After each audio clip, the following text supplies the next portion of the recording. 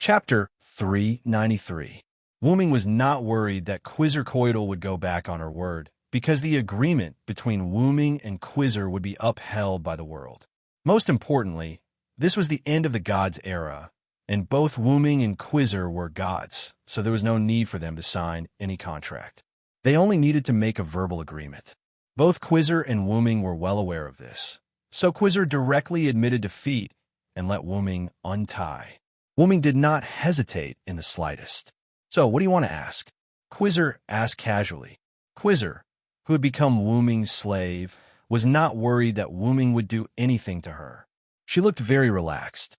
"Then let's talk about the disappearance of men in Idu first. After all, if Quizzer was really the feathered serpent god, then the disappearance of men would become a point of suspicion. After all, the feathered serpent god hated living sacrifices. They, of course, are wrestling with me," Quizzer said matter-of-factly. "Because none of them can take a single hit from me, I chose to have the residents of Idu sacrifice a man every day. They are all resting in my temple now, and when they have recovered, they will wrestle with me." Quizzer looked rather distressed that no one was wrestling with her. Ugh! Wuming did not expect that Quizzer would ask the residents of Idu to sacrifice a man every day just to have someone to wrestle with. Although Wuming did not know much about wrestling, Quizzer seemed to have used wrestling techniques when she attacked Wuming at the beginning. How much did she like wrestling?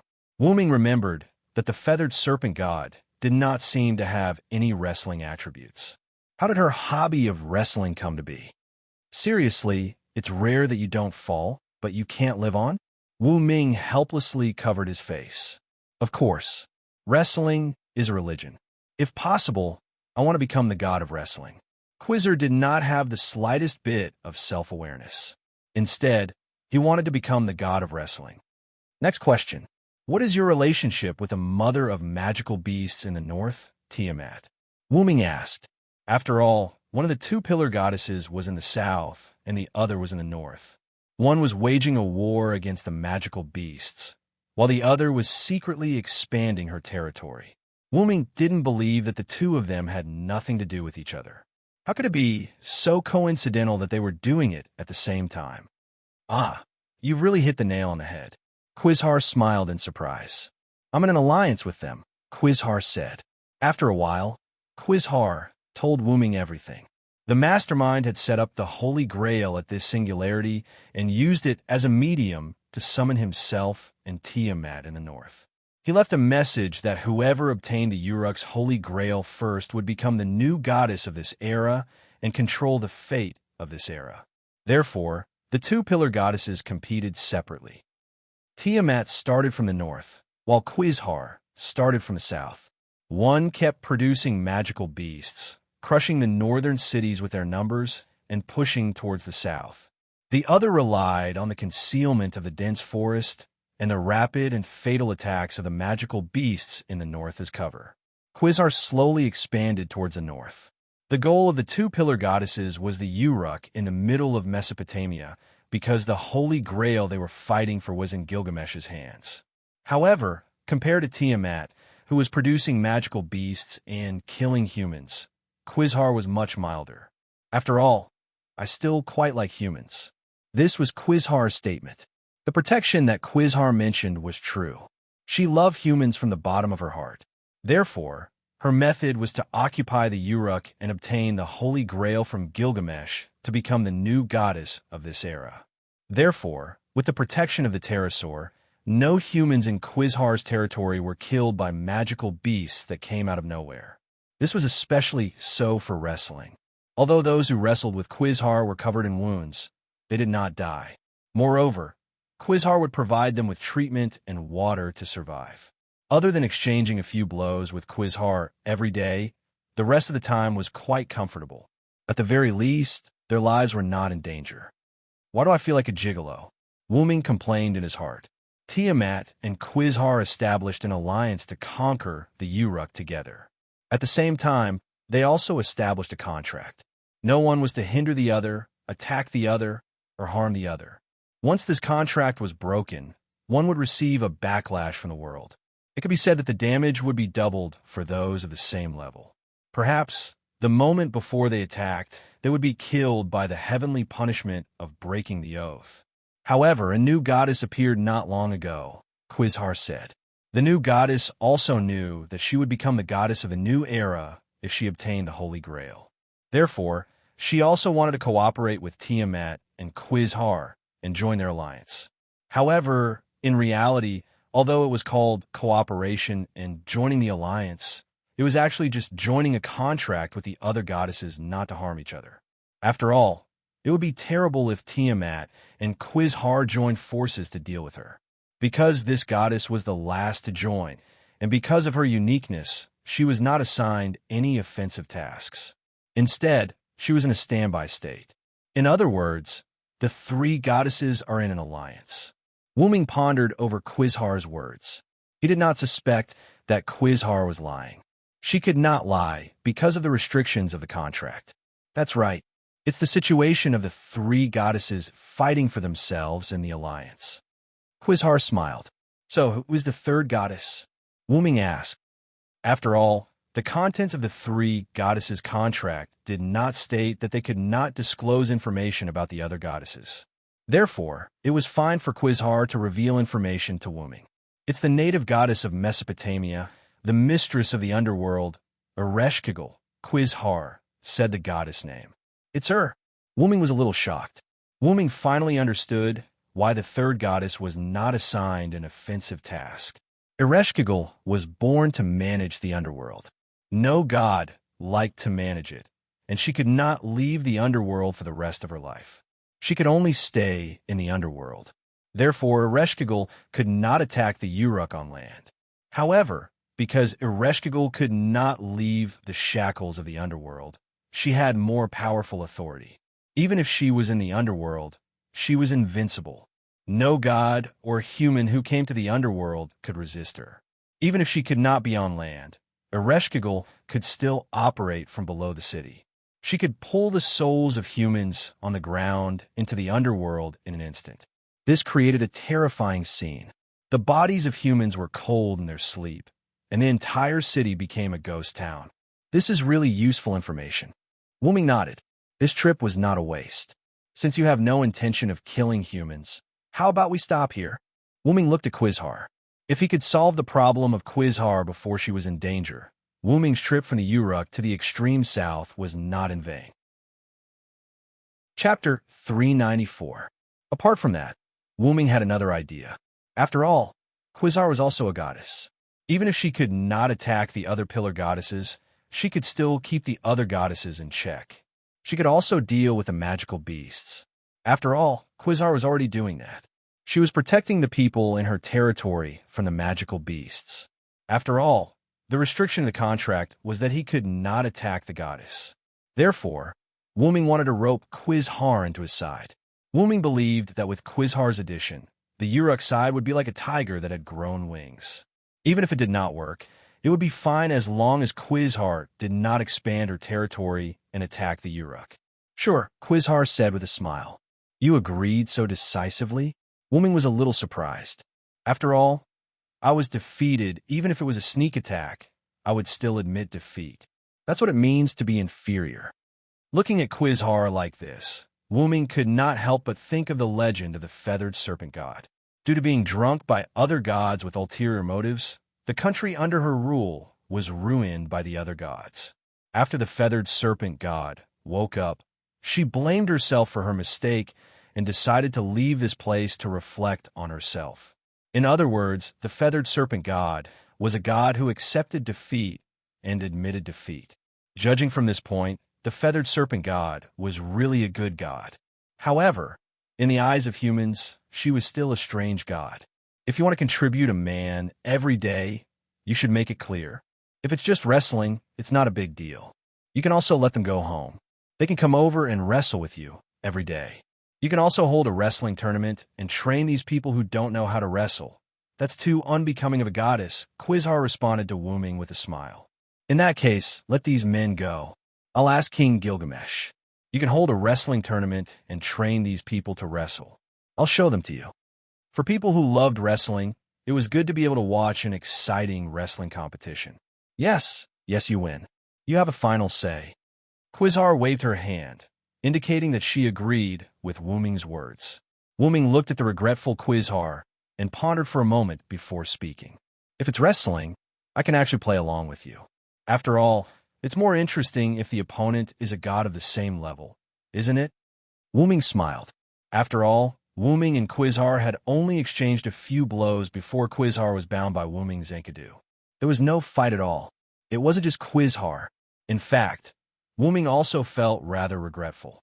His opponent was the legendary feathered serpent god. If he didn't fight, he would be letting down this fated encounter. Really? Good. Let's wrestle first. Quizar was overjoyed and rushed towards Wu Ming. Hey, wait. I'm not talking about now. Come. I'll be very gentle. Dong. Wu Ming walked out of the temple's jungle strangely. Fun Baba, who was waiting outside, was lying there obediently. Woo, seeing Wu Ming come out, Fun Baba cried out in joy. She sat up and rubbed her upper body against Wu Ming. Yo, Fun Baba. Wu Ming greeted Fun Baba, who was once again rubbing against him enthusiastically. However, Wu Ming's movements were slightly stiff. Woo. Fun Baba tilted her head in confusion. It's okay. I've already solved the feathered serpent god's problem. It's just that I was chatting with the feathered serpent god just now, and she was a little excited. Wu Ming said with a fake smile. Thinking of Wu Ming just now, Wu Ming felt helpless. Because he had aroused Quizar's fighting spirit, no matter how Wu Ming persuaded her, she couldn't calm down. Therefore, Wu Ming fought with Quizar. Then, it turned out that Wu Ming really didn't know how to wrestle and was repeatedly thrown by Quizar. Wu Ming always felt that this was Quizar's revenge for him, using enkidu to plot against Quizar. She didn't show any mercy at all. Fortunately, Wu Ming's own martial arts skills were good. After learning Quizar's wrestling skills, he successfully made a scene with Quizar. As a result, the jungle and even the land around the temple seemed to have been ravaged by a storm. Oh, what a good fall. I didn't even dare to use my strength against a human. Indeed, it's more comfortable to fall against a god of the same level. This was Quizar's face full of joy after the incident. In that case, I'll go make arrangements for the pterosaur first. I'll send all the men in my temple back to Eric Metropolis. Then, Quizar entered the temple and Wu Ming walked out. Wu Ming smiled at Fun Baba and touched his lower back. This guy really can't be merciful. Ouch. Wu Ming touched his lower back that was injured by Quizar's fall and said with some pain in his heart, By the way, where did the leopard man go? After all, Wu Ming had initially left the leopard man to Fun Baba to deal with. Now, Fun Baba was lying here and resting comfortably. Then, where did the leopard man go? Woo, Fun Baba indicated that he didn't slack off and then pointed to his butt with his head. Then Fun Baba lifted his butt and left this position. Then, what appeared in front of Wu Ming was a long cylindrical object that was constantly squirming. It seemed to be a person entangled in vines. After squirming twice and feeling that the thing pressing down on him was gone, a head popped out from the long cylindrical vine. Unsurprisingly, this was the leopard man's head with the jacket. The person in the vine was the leopard man. Damn it. How dare you press the honorable leopard man under your butt? I don't think I'll forgive you. The leopard man, who only had his head exposed, roared frantically and kept squirming his body that was tied in the vines. He looked like he would rather die than submit. Looking at the leopard man like this, Wu Ming remembered what Quizar said. When Wu Ming wrestled with Quizar, he asked her what was the relationship between the leopard man and her. That leopard. You can play with him as you wish, just don't kill him, Quizar said with a smile. When he thought of Quizar's words, Wu Ming wanted to laugh. This leopard is really pitiful. Then, Wu Ming had the heart to tease the leopard. Did you know? Quizarcoatl told me that your meat is of the highest quality among the gods. As a friendly meeting between us two gods, she gave you to me. Wu Ming squatted down and looked at the leopard man, who was in a daze. In other words, you're my slave. By the way, I haven't eaten the meat of a god before. I'm in for a treat today. Wu Ming looked at the leopard man with a smile, but this smile looked like the smile of a demon no matter how you looked at it. How is that possible? How could Cooker betray me? You must be lying. The leopard man said, somewhat shaken. Oh, is that so? Then do you need me to prove it to you personally? With that, Wu Ming stood up, and then a flame and a knife appeared in his hand. As if he was really going to cook the leopard man, Wu Ming looked down at the leopard man condescendingly. Wait a minute. Don't eat me. My meat isn't delicious at all. The leopard man's face was pale, and he was so scared that his eyes rolled back. That's not up to you. Help, Cooker. Chapter 395. Wu Ming and Funbaba left Aidu. Wu Ming told the residents of Aidu the truth and promised that the Quetzalcoatl god would return the males who were sacrificed as sacrifices. He also promised that the residents of Aidu would be able to go out and interact with other cities. However, in exchange for their protection, a wrestling tournament would be held every once in a while. Naturally, the residents of Eidolon agreed wholeheartedly. If they could obtain the protection of a god just by doing this, it would be a win-win situation. Now, the residents of Aidu were relieved. After all, even if they were safe, it was still quite uncomfortable to not be able to rest in peace. Wu Ming also warned Quetzalcoatl not to continue spreading the jungle. Thus, Uar City, which was supposed to be Wu Ming's next target, was not swallowed by Quetzalcoatl's jungle. If possible, he also hoped that Quetzalcoatl would send out the pterosaur to eliminate the lone magical beast that somehow came to the south. Quetzalcoatl naturally agreed. After that, Wu Ming and Funbaba began their journey back to Uruk. At the same time, Wu Ming also told the mayor of Uar City about the feathered serpent god. After that, because Wu Ming slightly neglected Funbaba and the magical beast attacks in the north were not that strong, Wu Ming decided to ride on Funbaba and have a good chat with Funbaba before returning to Uruk. Because of the journey, Wu Ming and Funbaba arrived at the wilderness near the Persian Gulf. It was now nighttime. Wu Ming sat in front of fire. A pot floated above the fire. Wu Ming leaned against Funbaba's huge and soft body and drank a bowl of meat soup with a satisfied expression. Not far from him was the corpse of a magical beast. It was a magical beast that Wu Ming encountered along the way. It was ambushing passers-by and was killed by Wu Ming and made into meat soup. After all, no one said that magical beasts could not be made into food. Asterisk cough, asterisk. I'm starting to miss that adventure. Wu Ming held a bowl of broth and recalled the days when he had just returned from the demonic realm, where he had learned from Skaha and was training alone outside. During that period of time, Wu Ming was like a chivalrous hero. When he was tired, he would use the sky as his blanket and the earth as his bed. When he was hungry, he would pick wild fruits and hunt animals. When he was thirsty, he would drink spring water or dew before heading to Connaught. In Wu Ming's eyes, Skaha was more like a teacher than a warrior. Not only did he teach Wu Ming combat and magic, but he also taught Wu Ming some principles of being a human being and all kinds of small knowledge. After all, Wu Ming was an old lady who had lived for a long time. Cough, cough. Queen. Naturally, she knew a lot after living for a long time. In addition, Skaha saw Wu Ming as his younger brother, so she taught him a lot. That included survival in the wild. However, it was not very useful for Wu Ming. Therefore, Wu Ming had never fallen sick and could sleep anywhere. On the other hand, Wu Ming's stomach was beyond the stomach of a fantasy breed and could not digest anything. Therefore, survival skills in the wild were just icing on the cake. Paying attention to the dangers in the wild was a lifelong benefit for Wu Ming. After all, even the most powerful person would make mistakes one day. Even the most powerful tiger would take a nap. Now, Wu Ming had Funbaba by his side. With Funbaba's divine beast temperament, no wild beasts or robbers came to attack Wu Ming. As for those who were related to God, they were only followers and dependents. For example, Wu Ming and Funbaba, Quizzer and the pterosaur, Tiamat and the magical beasts. However, if there was really an attack, Wu Ming would not be afraid. After all, he had the strength. Although Wu Ming did not need to sleep, it was rare to spend a night in the wild. Wu Ming did not want to spend it all on the road. Moreover, the one who would be tired was Funbaba. Therefore, Wu Ming was going to stay in the wild with Funbaba for a night. You think so too, Funbaba? Funbaba also cried. indicating that it also agreed. It was the wish of every Funbaba to be able to sleep with its master. After drinking the broth, Wuming tidied up and then went to sleep with Funbaba. After that, Wuming began to dream. He had a strange dream. Wuming came to a black abyss. It was as if he had fallen into a swamp.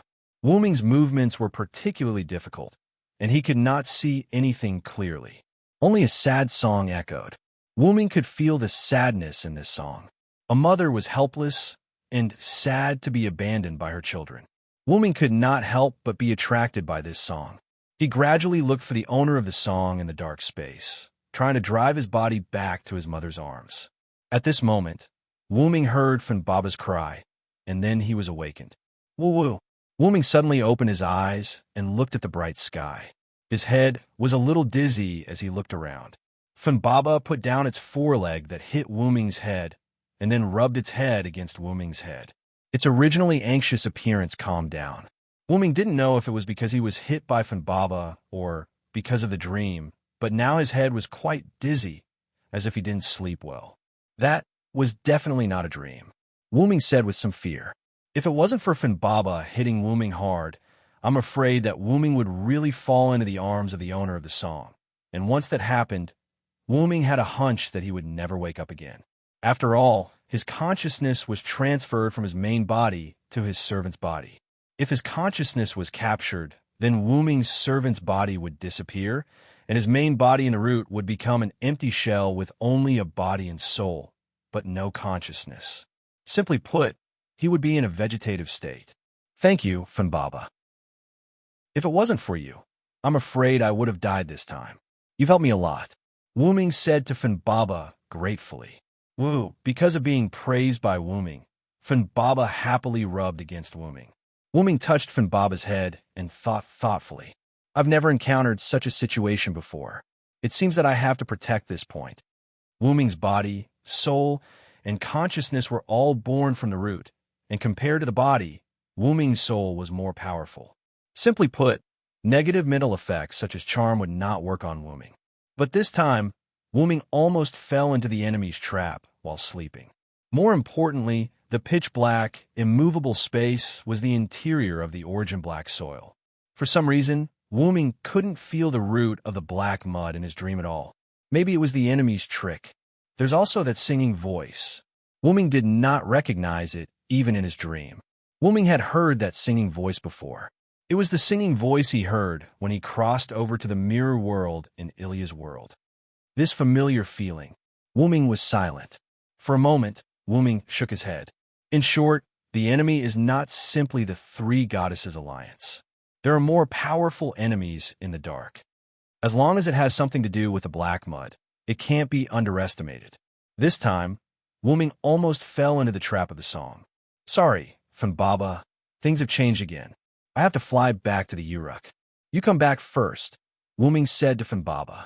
Woo-woo. Although somewhat reluctant, Funbaba still knew that something unusual had just happened, so it nodded. Then, Funbaba turned into a white spear and integrated into Wuming's body. Then, Wuming transformed into a huge flying dragon and flew to the Uruk. After Wuming left, a sad song sounded on the surface of the Persian Gulf, but it disappeared instantly like an illusion. Chapter 396. After leaving the vicinity of the Persian Gulf, Wuming did not delay any further. He flapped his wings and flew all the way to Uruk in less than an hour. Wuming's wings made a whistling sound. Then, Wuming slowly landed in front of the Uruk city gate. Sir Hyunryong, you're back. The soldiers guarding the city respectfully greeted the giant dragon in front of them, which was comparable to half of the Uruk city. Gilgamesh had already informed the people of Hyunryong's arrival, so the soldiers guarding the gate were not surprised by Wuming's arrival. Wuming nodded and transformed into his human form. He did not communicate too much with the soldiers. Wuming directly went to the Tower of God at the fastest speed. After all, if he was entangled with the Uruk residents, he would not be able to get away for a while. After arriving at the Tower of God, Wuming happened to meet Siduri, who was walking down the Tower of God. It seemed that Siduri was Gilgamesh's assistant, helping Gilgamesh deal with government affairs. Therefore, it was not strange to meet Chief Priest Siduri in the Tower of God. "Sir Hyunryong, you're back." Siduri bowed slightly and greeted Wuming. "Oh, it's Siduri. How is it? Is your body all right?" Wuming asked with concern. After all, it was because of him that Siduri's vitality was reduced. "It's no longer a big problem. I'm really sorry, Sir Hyunryong. As your priest, not only did I not help you, but I also caused you trouble. Siduri really deserves to die." Siduri shook her head, indicating that she was fine. Then, Siduri began to blame herself again. It had to be said that Siduri was a little too respectful to Wuming. Before Wuming left here, Siduri was also like this. She was clearly told not to be too respectful, but Siduri still believed that she should treat God with respect, especially Hyunryong, who protected the Uruk and allowed the Uruk to develop. Especially after Enkidu's death, Siduri replaced Enkidu as Wuming's personal priest. In Siduri's opinion, she could not be compared to Enkidu at all. This thought made Siduri respect Wuming even more. In addition, not long after Siduri became Wuming's priest, Wuming left the Uruk. This made Siduri have an illusion that did I disappoint Hyunryong and leave the Uruk? All of this made Siduri respect Wuming very much. "Siduri, I don't like humans being too respectful to gods. This includes myself." Wuming instantly looked at Siduri seriously. Siduri also remembered what Wuming said to Siduri after she became Hyunryong's priest. The reason why Hyunryong protected humans was because he hoped that humans would not have to rely on other gods and gradually become independent. There was no need to treat gods as high and mighty beings. It was okay to have an appropriate amount of respect, but too much respect was wrong. Yes, I'm very sorry, Lord Hyunryong." Siduri became even more respectful and was about to kneel down.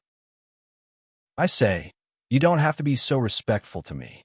Wuming did not know whether to laugh or cry as he supported Siduri, who had not completely knelt down. "Yes, Lord Hyunryong," Siduri said sadly.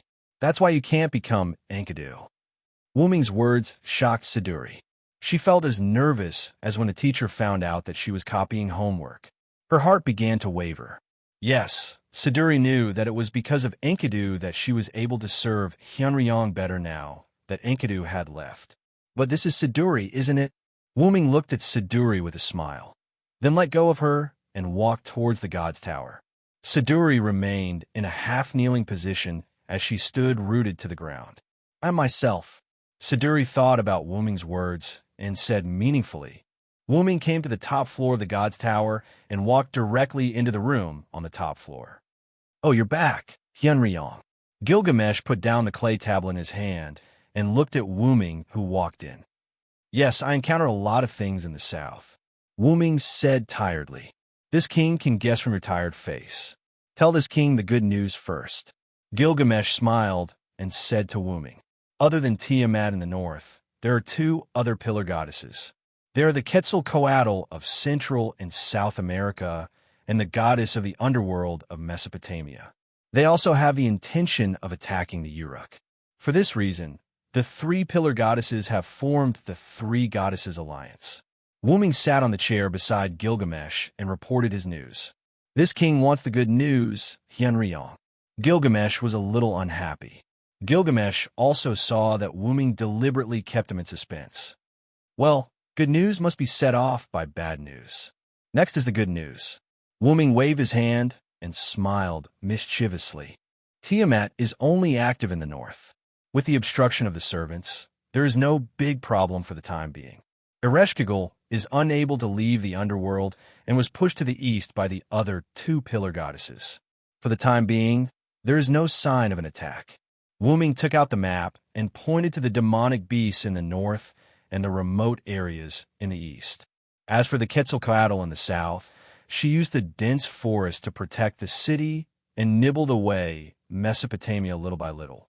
Then, Wuming pointed to Eric Metropolis in the south. "About this king has just received news from UR City. Eric Metropolis is surrounded by dense forest and can no longer be contacted." Gilgamesh said, It seems that the news from UR City has just reached Uruk. But fortunately, when the enemy only occupied Eric Metropolis and did not have time to approach UR City, I broke into the temple of the Quetzalcoatl and made a bet with the Quetzalcoatl and won. Wuming smiled and looked at Gilgamesh. Oh, you want to test the content of this king's bet? It is nothing more than the winner obeying the loser's words. Gilgamesh said disdainfully, as expected of Gil. That's right, just like that, I used the Heaven Lock and defeated the Quetzalcoatl effortlessly. At this point, Gilgamesh was silent. Because the Quetzalcoatl's divinity is a kind deity, I pulled her to our side. She will be in charge of cleaning up the lone magical beasts in the south, and will help us when the magical beasts attack. Gilgamesh had just received the news about the lone magical beasts. Gilgamesh had already begun to set up patrols on the main roads of the city. This is still considered good news. Then, did the Quetzalcoatl make any requests? Even if she was a deity, she was still in existence with dignity. Gilgamesh did not believe that she would obey them unconditionally. She only has one request, and that is to let Eric Metropolis hold wrestling competitions at irregular times. Wuming smiled awkwardly. Wrestling competitions? What a strange fellow. This king agrees. Gilgamesh frowned, but still agreed to this strange rule. But it seems that you have other things to report to this king, Hyunryeong. Gilgamesh did not think that such a small matter would make Wuming tired. Wuming was silent for a moment, then spoke. Hey, Gil, I think I'm dreaming of Tiamat. Chapter 397. Wuming told Gilgamesh about his experience in the dream. It was definitely not a simple dream. Gilgamesh also took Wuming's dream very seriously. This was not the first time Wuming had heard this song. When he was traveling through the void and when he was dreaming last night, these two experiences, coupled with Wuming's current identity and that sense of familiarity, made Wuming suspect that it was Tiamat. Although Tiamat is constantly producing monsters, this king suspects that Tiamat has not appeared in Mesopotamia. She is still in the void, Gilgamesh said thoughtfully. Tiamat had indeed been producing monsters, but this did not mean that Tiamat was in the northern mountains. In the original myth, Tiamat was jointly exiled to the interlayer of the world by her children.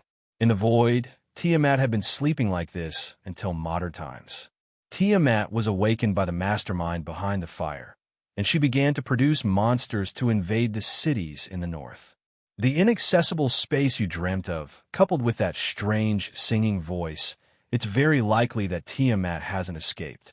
Gilgamesh pondered. But according to what you said, the Quetzalcoatl, Tiamat, and Ereshkigal have met and formed a contract. This does not make sense. Wuming listened to Gilgamesh's words, and he was quite distressed.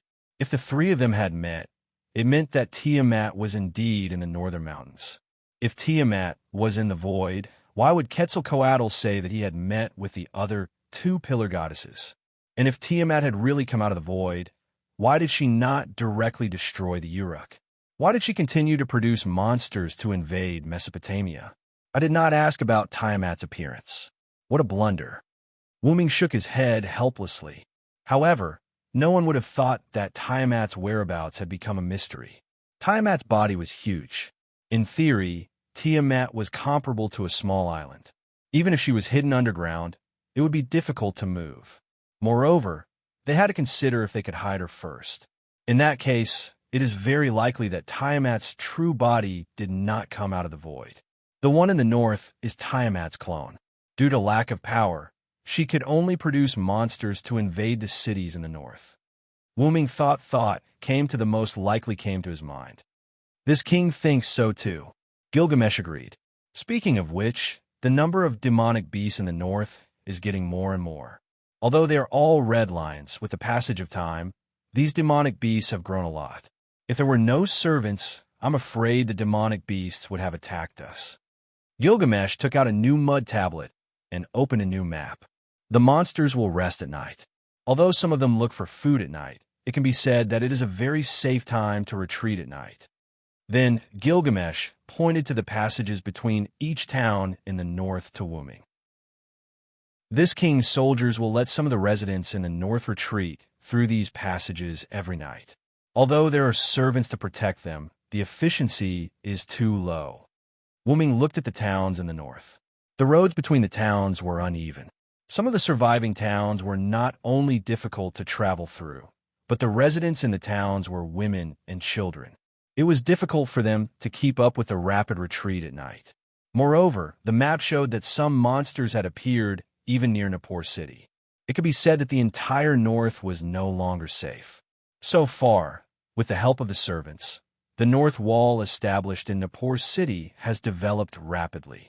But if the reproduction speed and quality of these monsters are improved, they will soon break through. Gilgamesh said calmly, "The hidden danger in the south has been solved. There's no more worry in the rear. I can restore my real body to deal with the monsters in the north. The most difficult thing to deal with now is the goddess of the underworld, Ereshkigal, in the east.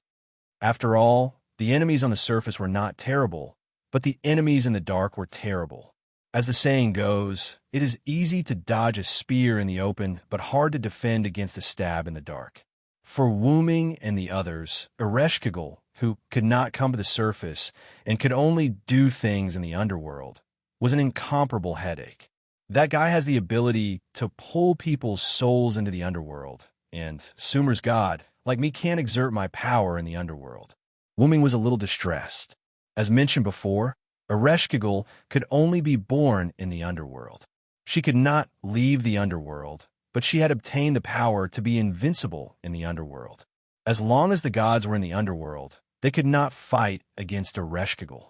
This king knows that guy, although it is a bit unsuitable for her to become the new ruler of the Sumer. But for the time being, she should not do anything. Gilgamesh said, "The purpose was to make Wuming feel at ease. Then, there is no time to lose. I will go to Elysium first and inform Quizhar, and then I will go to the north." Wuming said, stood up, "These things are not urgent. My soldiers are not so weak that they can't even defeat the current demonic beasts." Gilgamesh stopped Wuming's action. "What happened, Gil?" As Gilgamesh's teacher, Wuming naturally saw Gilgamesh's intention stop him, but he still had other things to say. Actually, according to the news from the north, a hostile servant has appeared, green hair, a perfect face, white clothes. Gilgamesh did not continue, and Wuming naturally knew who he was talking about. "Enkidu?" Wuming frowned. Even the chains on Wuming's clothes trembled slightly. The other party has the same combat ability as Enkidu. Although this king does not believe it, this king deliberately went to check Enkidu's tomb, and the body inside has disappeared. Gilgamesh said with some annoyance. His good friend's body was stolen, and it was very likely that Enkidu's personality had been replaced. Thinking of this, Gilgamesh felt a burst of anger. "I will go and check, don't worry, Gil." Facing such a thing, Wuming was also a little angry. Although this world was a parallel world, Enkidu was still the Enkidu Wuming knew, and his nature would not change. Then, Wuming looked at the clay tablets around Gilgamesh. "You should rest early. I will take over these clay tablets for you today." As soon as Wuming said this, Gilgamesh was very unhappy. "This king does not need your help. This king can take care of these clay tablets. I don't want future records to say that Gilgamesh is the first king in history to die from overwork. That would be too embarrassing." Wuming looked at Gilgamesh with a teasing smile. "Do you think this king can do whatever he wants just because he sealed the Gwaili sword? You're really bold, Hyunryong." Gilgamesh looked at Wuming wantonly. "Then give these documents to me. It's not like I haven't taken care of them for you before." Wuming showed a kind smile. "Don't mention that to this king. Get out of this king's sight immediately." Yes, if this is what King Gilgamesh wants, then I won't say anything else." "Oomph. You and Merlin are the same kind of people.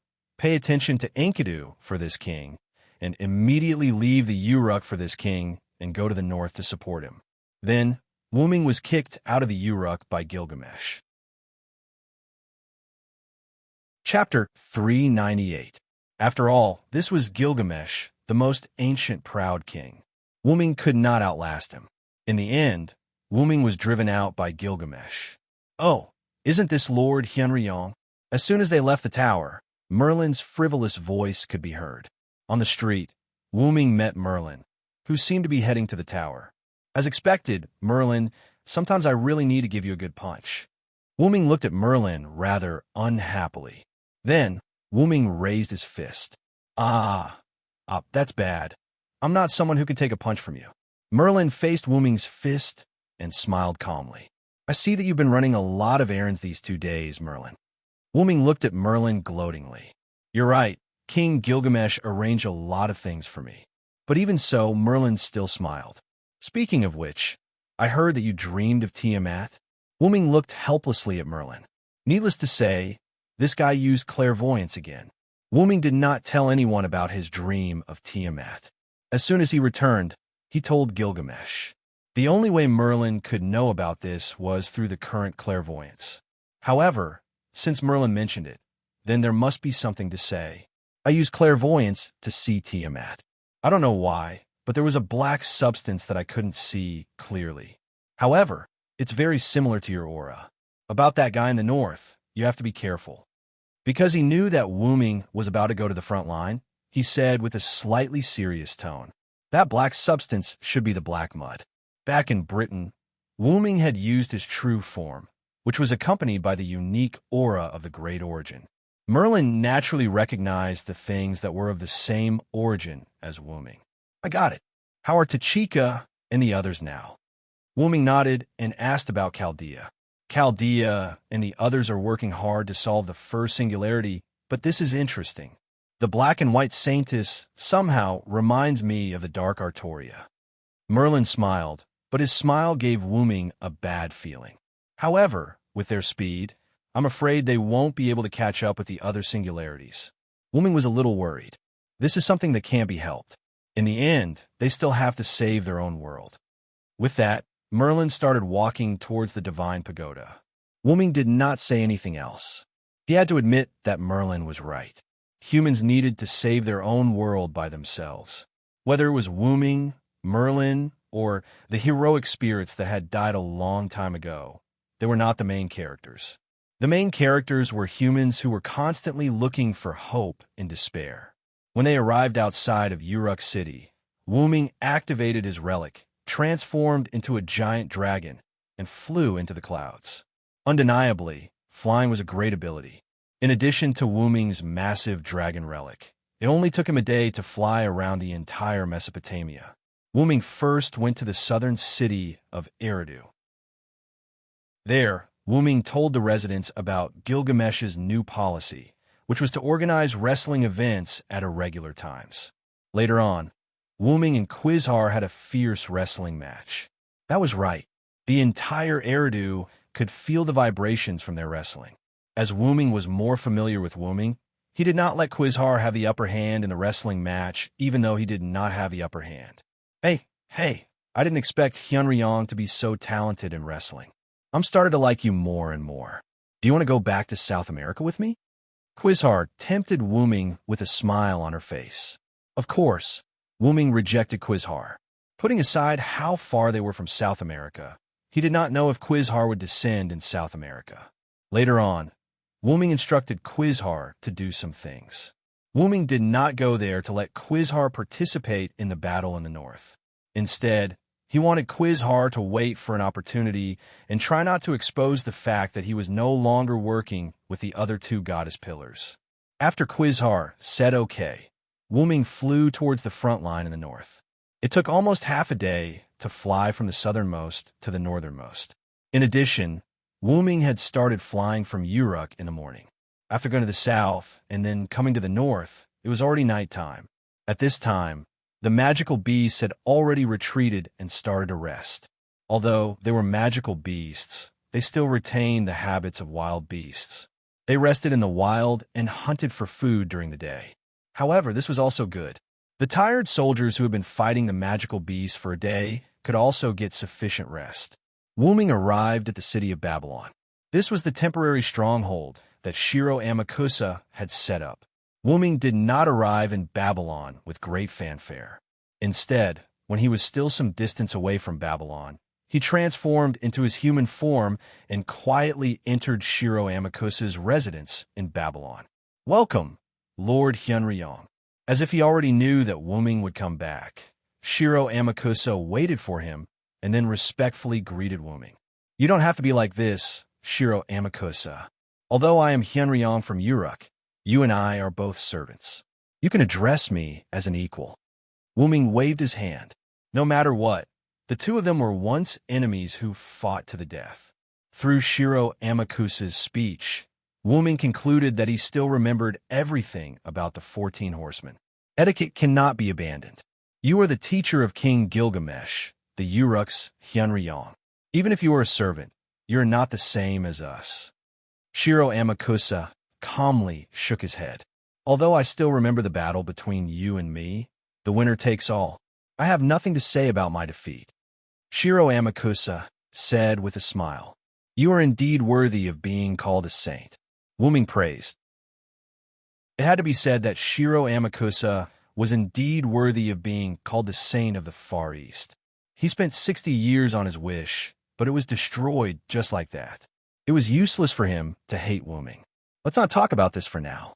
Actually, there's one thing I haven't had the time to report to King Gilgamesh. Shiro Amakusa smiled casually. Then his expression began to become serious. Ibaraki Duji betrayed us. Wuming frowned. Ibaraki Duji's betrayal was naturally predicted by Wuming, but Wuming also asked Shiro Amakusa to keep an eye on Ibaraki Duji. Shiro Amakusa's strength was not high, but he was still very smart. If he could let Ibaraki Duji betray us, then it was very likely that Ibaraki Duji chose to betray us, but he did not help the other side. Am I right? Chapter 399. Shiro Amakusa had been monitoring Ibaraki Dojo. If Ibaraki Dojo went to help the other side, Shiro Amakusa, who noticed that something was wrong, would order the multiple servants present to kill Ibaraki Dojo together, but he was afraid that they would fail.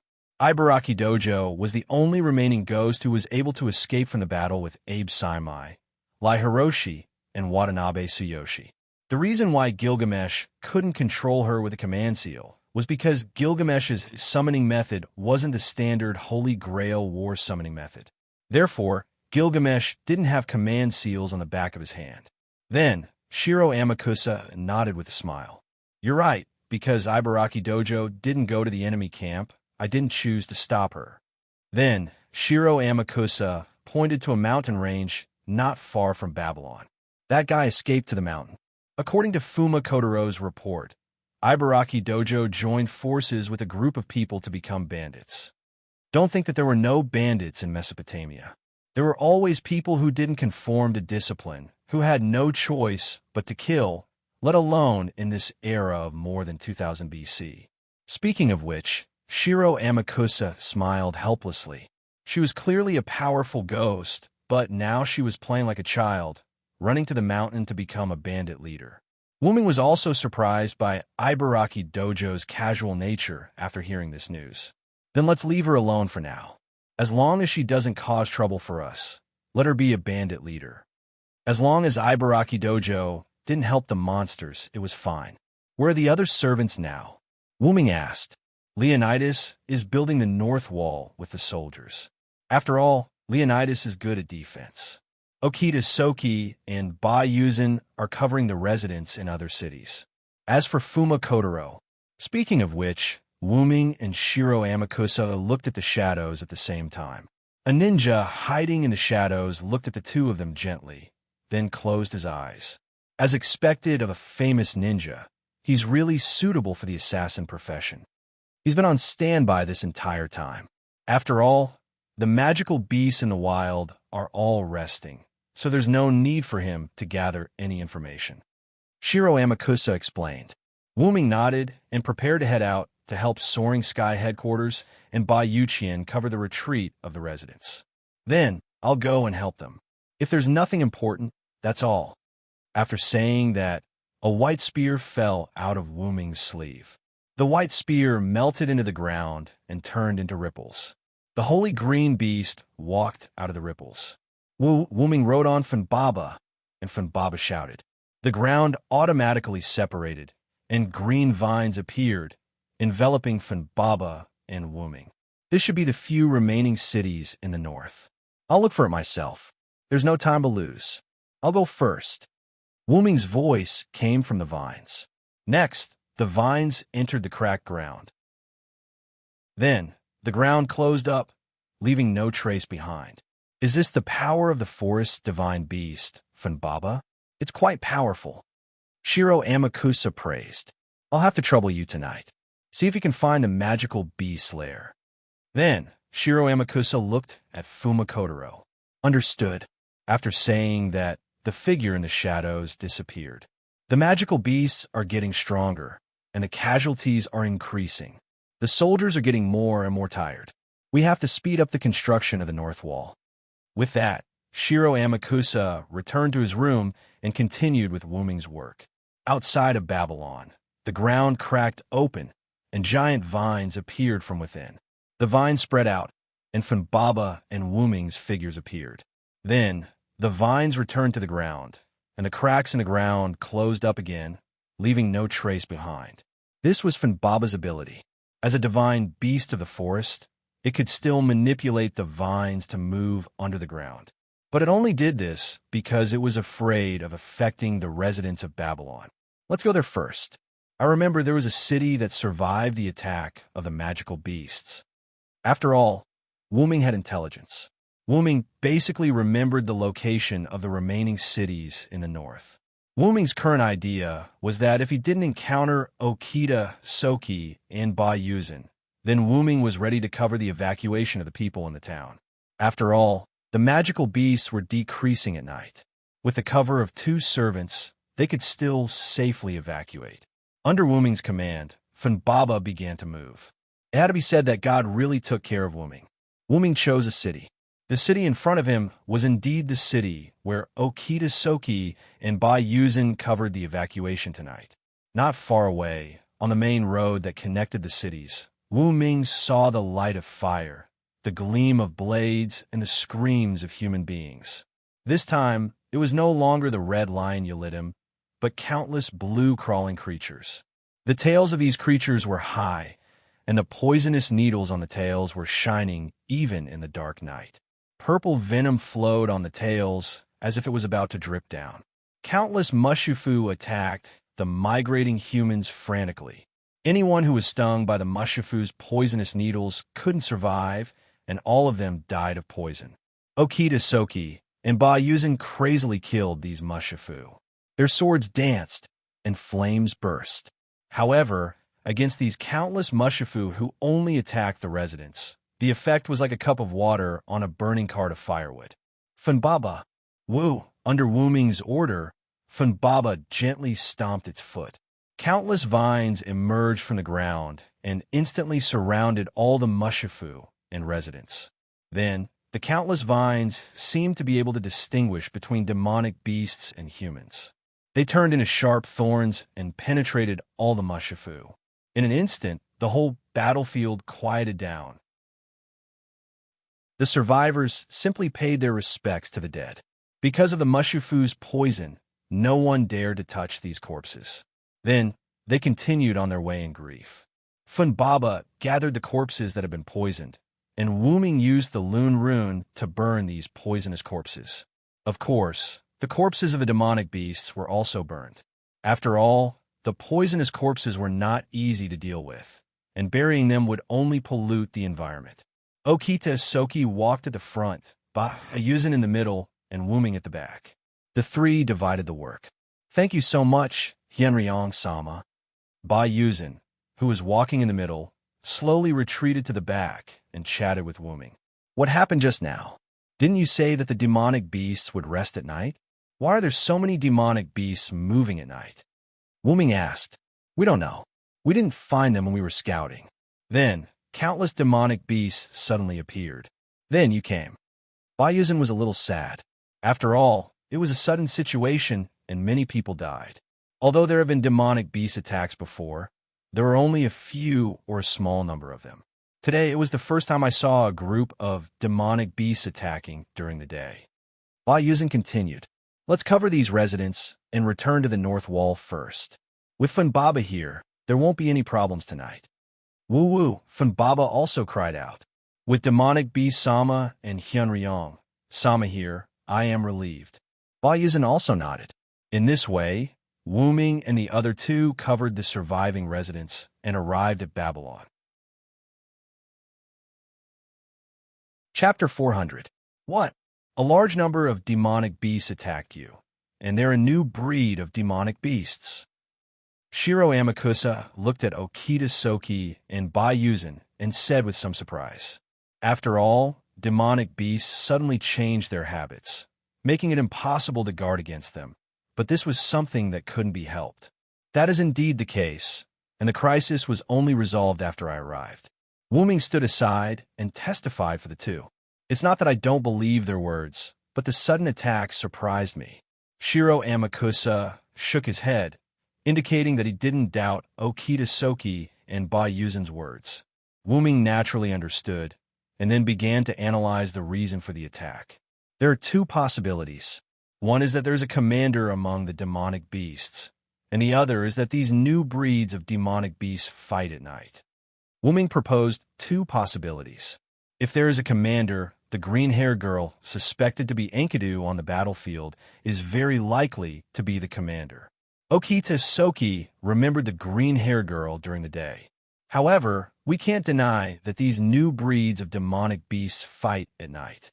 Maybe the large number of demonic beasts just now were hatched by Tiamat. Ba Yuzin also said, "In any case, this matter must be taken seriously. Assassin, please tell King Gilgamesh about this." With that said, Shiro Amakusa looked at Fuma Kotaro, who was standing in the shadows without speaking. Although Fuma Kotaro was sent out by Shiro Amakusa to find Tiamat's nest, because of the emergency just now, he used the communication technology to call Fuma Kotaro back. Understood. After that, Fuma Kotaro disappeared in an instant. It seems that he is going to Uruk overnight. Then you guys go and rest first. I will let Funbaba scout around Babylon to ensure that there are no enemies attacking, Wu Ming said. They still have to deal with the attack of demonic beasts the next day. If they don't rest, it will be very unfavorable for them the next day. In that case, I will trouble Hyunryong Sama. Afterward, Okita Soki and Ba Yuzin both retreated to rest. Early the next morning, the demonic beast would begin to wreak havoc, so they had to rest well. Ruler, I have something to ask you. Once only Wu Ming and Shiro Amakusa were left in the room, Wu Ming spoke. Hyunryong Sama probably wants to ask about the young girl suspected to be Enkidu. Shiro Amakusa smiled. To be honest, I'm not very familiar with that young lady. Saber and Archer have only fought with her for a short while, so I'm afraid I'll have to disappoint Lord Hyunryong. Shiro Amakusa's meaning was that they weren't clear on the girl's situation. I see. Sorry to disturb you. I'll leave first. Funbaba is still waiting for me outside. Take care. Then, Wu Ming left the place. In the room, Wu Ming, who had left the room, had a serious expression on his face. After all, the Enkidu in that world was saved by Wu Ming and brought to the root to be upgraded. However, the Enkidu in this world did not. Wu Ming was worried that Enkidu had been modified by Tiamat and was being used by her. Clank! The sound of chains could be heard. The heaven lock that was attached to Wu Ming's clothes moved automatically and stroked Wu Ming's cheeks. Lilin! Wu Ming touched the chains and took the opportunity to calm down. Wu Ming came to Uruk through the Holy Grail. Since the heaven lock had become his rider, Knight, noble phantasm, Enkidu's consciousness naturally followed him. Wu Ming, Sama, please don't be confused. A gentle voice appeared in Wu Ming's mind. If I'm really modified by Tiamat in this world, then all you have to do is to defeat me. If someone impersonates my body, then all you have to do is to punish that person. Although it's my body, I believe that Enkidu in this world will agree with what you're doing. The golden chains glowed faintly as they communicated with Wu Ming through telepathy. I'm not that weak. I'm just a little hesitant. Really, Wu Ming said with a bitter smile. Don't worry. Your body has done something wrong. I'll punish her properly. You don't have to worry about that. The golden chains rubbed Wu Ming a few times and then returned to Wu Ming's clothes. When he came out of the courtyard, Funbaba was lying on the ground waiting. Because of the concealment spell that Wu Ming had set up, none of the residents noticed Funbaba. Let's go, Funbaba. There's work to be done. Woo-woo, because almost all of the northern cities had fallen, a large number of people were forced to move south. Now, the residents of the northern cities were either dead or had come to Babylon and Nippur. There were very few refugees left in other cities, but just in case, Ba Yuqian continued to search and rescue. The refugees tonight were an example. Now, almost all of the refugees had gathered in Babylon and Nippur, preparing to retreat through these two cities to the north wall that was under construction. Therefore, there were a large number of refugees in Babylon. Coupled with the refugees who had just migrated tonight, Babylon was actually very crowded. If there was a sudden attack by a magical beast in the middle of the night, not to mention the soldiers, these refugees would at least be buried here. Of course, that was in the absence of Wu Ming and other servants. Wu Ming took Funbaba to the outside of Babylon. With the activation of Funbaba's ability, countless vines were hidden around the city of Babylon. As long as any magical beast passed by, these vines would have an alarm effect. Not only could it trap the magical beast, but it could also let Funbaba know so that they could start to defend against the magical beast attack. Tonight, I'll leave it to you, Funbaba. Wu Ming touched Funbaba's head. Woo-woo, Funbaba replied. Although it was said that he got rid of Funbaba, Wu Ming was not ready to go to sleep, but he was ready to stay up all night. Wu Ming looked at the bright moon in the sky and could not help but miss the days with Enkidu and Gilgamesh. At that time, the king was still young, the weapons did not understand human heart, and the god was still a weak guy. Now, everything had changed. The king became very clear, the weapons also understood the human heart and gained friendship, and the god also became strong and had the power to protect others.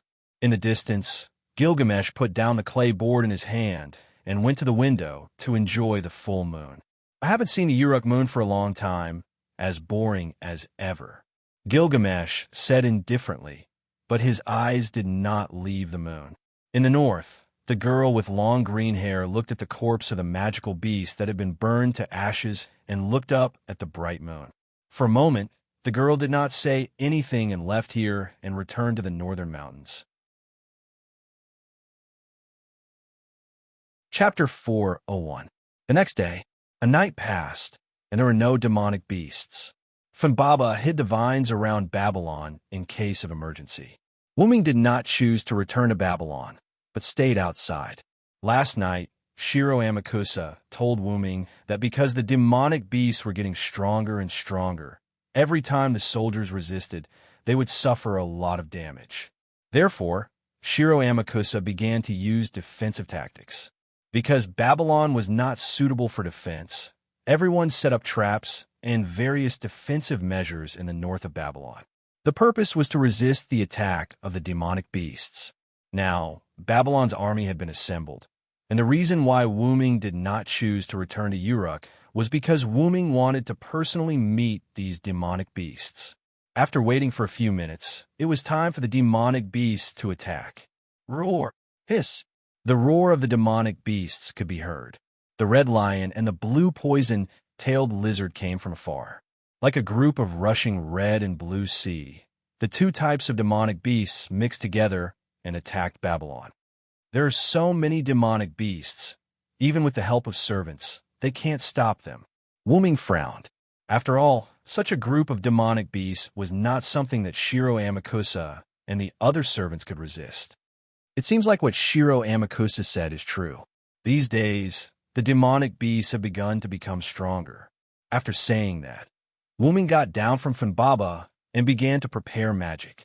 Although I came as a rider, I can still use Loon magic and Yggdrasil, World Tree, magic. After saying that, Wu Ming raised both of his hands. One hand drew something, and the other hand lit up a magic circle. Flame, ice, holy light, black fog, vines, waterblade, countless low-level magic were cast by Wu Ming, facing the demonic beasts rushing toward this side. It had to be said that no matter how powerful a magical beast was, it would be akin to a moth darting into a flame if it were to use its physical body to charge at Lin Li. Roar! Hiss! The magic beast's blood-curdling screams kept echoing as one magic beast after another collapsed, turning into pure mana and disappearing. This might be the price of magic beasts becoming stronger. Ever since the magic beast started to become more powerful, the magic beast that died would turn into mana and disappear instead of leaving behind a physical body. However, this was also good. If the corpses were left behind, it would be troublesome to clean up the battlefield. As expected, they're just a bunch of beasts that only know how to kill. They don't have the ability to scheme at all. Wu Ming said with some disdain. If it wasn't for the fact that there were too many magical beasts, the intelligence of the people in each city would have been enough to defend against them. But this is also good. There's no need to care too much about things like props, Funbaba, Wu Ming said to Funbaba. Woo, Funbaba responded, taking a step forward and slightly straightening its body. Countless vines broke out of the ground, like a huge python soaring into the sky. Some entangled the magic beasts, like a blender, crushing their prey. Some were like sharp blades, piercing through the magic beasts. Some simply tore their prey apart. Fortunately, these magic beasts would immediately turn into pure mana and disappear after death, so there was no need to care about the blood or the piling up of corpses. Although the magic beasts suffered heavy losses, the remaining magic beasts didn't shrink back. As if they didn't know that there was nothing, the other magic beasts still rushed forward one after another. Sure enough, props born for battle. Looking at these magic beasts rushing forward one after another, Wu Ming shook his head disinterestedly. In that case, all returned to the underworld. Wu Ming used a more powerful move, like a cannon, constantly bombarding the attacking magic beasts. Funbaba also worked harder, attacking the magic beasts in the gaps of the explosions caused by Wu Ming's skills. It had to be said that the cooperation between the two was perfect. The violent explosions even changed the terrain, creating craters one after another. Countless vines emerged from the gaps between the explosions, creating even more craters and wiping out the lone magic beasts one after another. Soon, countless pits joined together, turning the northern plains of Babylon into a basin. Almost a few minutes later, Wu Ming and Funbaba stopped attacking. Smoke filled the northern part of Babylon, and countless magic beasts turned into pure mana particles, leaving only the changed terrain, proving that the magic beasts once existed. However, Wu Ming didn't show an expression that he had finished, but looked at the smoke in front of him solemnly. The number of magic beasts couldn't be this small. There was no doubt that the magic beasts that only knew how to attack temporarily retreated. If that was the case, then there must be something similar to a commander. Could it be? Just as Wu Ming was worried, a figure walked out of the smoke. Long green hair, a rare beauty, and white clothes that didn't have a single speck of dust on them. Without a doubt, this was Enkidu, who was originally dead. Putting that aside, Wu Ming sensed a special energy from Enkidu's body. Then, Wu Ming spoke. As expected, the rest of the magic beasts retreated under your command. Wu Ming looked at Enkidu with an indescribable expression. Master Hyunryong, long time no see. Enkidu said to Wu Ming as if they hadn't seen each other for a long time. Don't give me that. Am I worth it? You're not Enkidu. Wu Ming's expression didn't change at all as he said calmly. As expected, pretending in front of me will definitely get exposed. Enkidu said self-deprecatingly, then showed a proud expression. To be honest, this body misses you very much. I can't help but respect and love you, Master Hyunryong. Enkidu smiled calmly and didn't feel annoyed that he was exposed. Although you're using Enkidu's body, your performance is too different from Enkidu's. I can tell that you're a fake with one look. Wu Ming said calmly. It can't be helped, I'm just a fake. Enkidu didn't get angry at Wu Ming's words and replied with a smile. Let me tell you, I'm very angry that I'm using Enkidu's body. Wu Ming closed his eyes, then suddenly opened them and looked at Enkidu. This gaze made Enkidu tremble with fear, as if he was looking directly at death. A trace of cold sweat trickled down his back. Let's put this aside for now. I'm going to ask you directly, is your heart the Holy Grail? Chapter 402. After hearing Wuming's words, Enkidu quickly retreated and covered her chest with her hands. Although she looked like a young girl who was about to be violated and was trying to defend herself, as expected of Lord Hyunryong to be able to sense my heart, Enkidu looked at Wuming with extreme vigilance and sneered. As expected, Enkidu's heart is the holy grail of this singularity. However, Wuming shook his head and covered his chest with his hand. You can feel it too, right? My heart is also a holy grail. Wu Ming was based on the holy grail that formed the singularity of Fuyuki City. With it as the heart, he formed the rider cavalry class spirit base. Although Enkidu hit it well, the holy grail of the Winterwood City singularity and other singularities were somewhat related. Wu Ming already felt a sense of familiarity when Enkidu arrived, and only now did he confirm that it was the holy grail. Now that you mention it, I feel it too. Enkidu also looked at Wu Ming's chest and could vaguely see a holy grail that was beating like a heart. Since you already know, I can only leave, Enkidu said as she prepared to leave. But the moment she turned around, she stopped and looked at Wu Ming. As mother's child, and with the feelings of this body, I don't want you to die. Let me give you a piece of advice, Lord Hyunryong. Give up on the humans and join our side. After saying that, Enkidu began to retreat. At the same time, countless monsters appeared behind Enkidu to provide cover. Wu Ming did not chase Enkidu and let her leave. Wu Funbaba walked in front of Wu Ming and protected Wu Ming behind him. Although there was no need to protect him with his master's ability, he couldn't allow these small fries to harass his master. Funbaba released its vines to kill the magic beasts that were rushing over. The magic beasts were not afraid of death and resolutely continued to charge.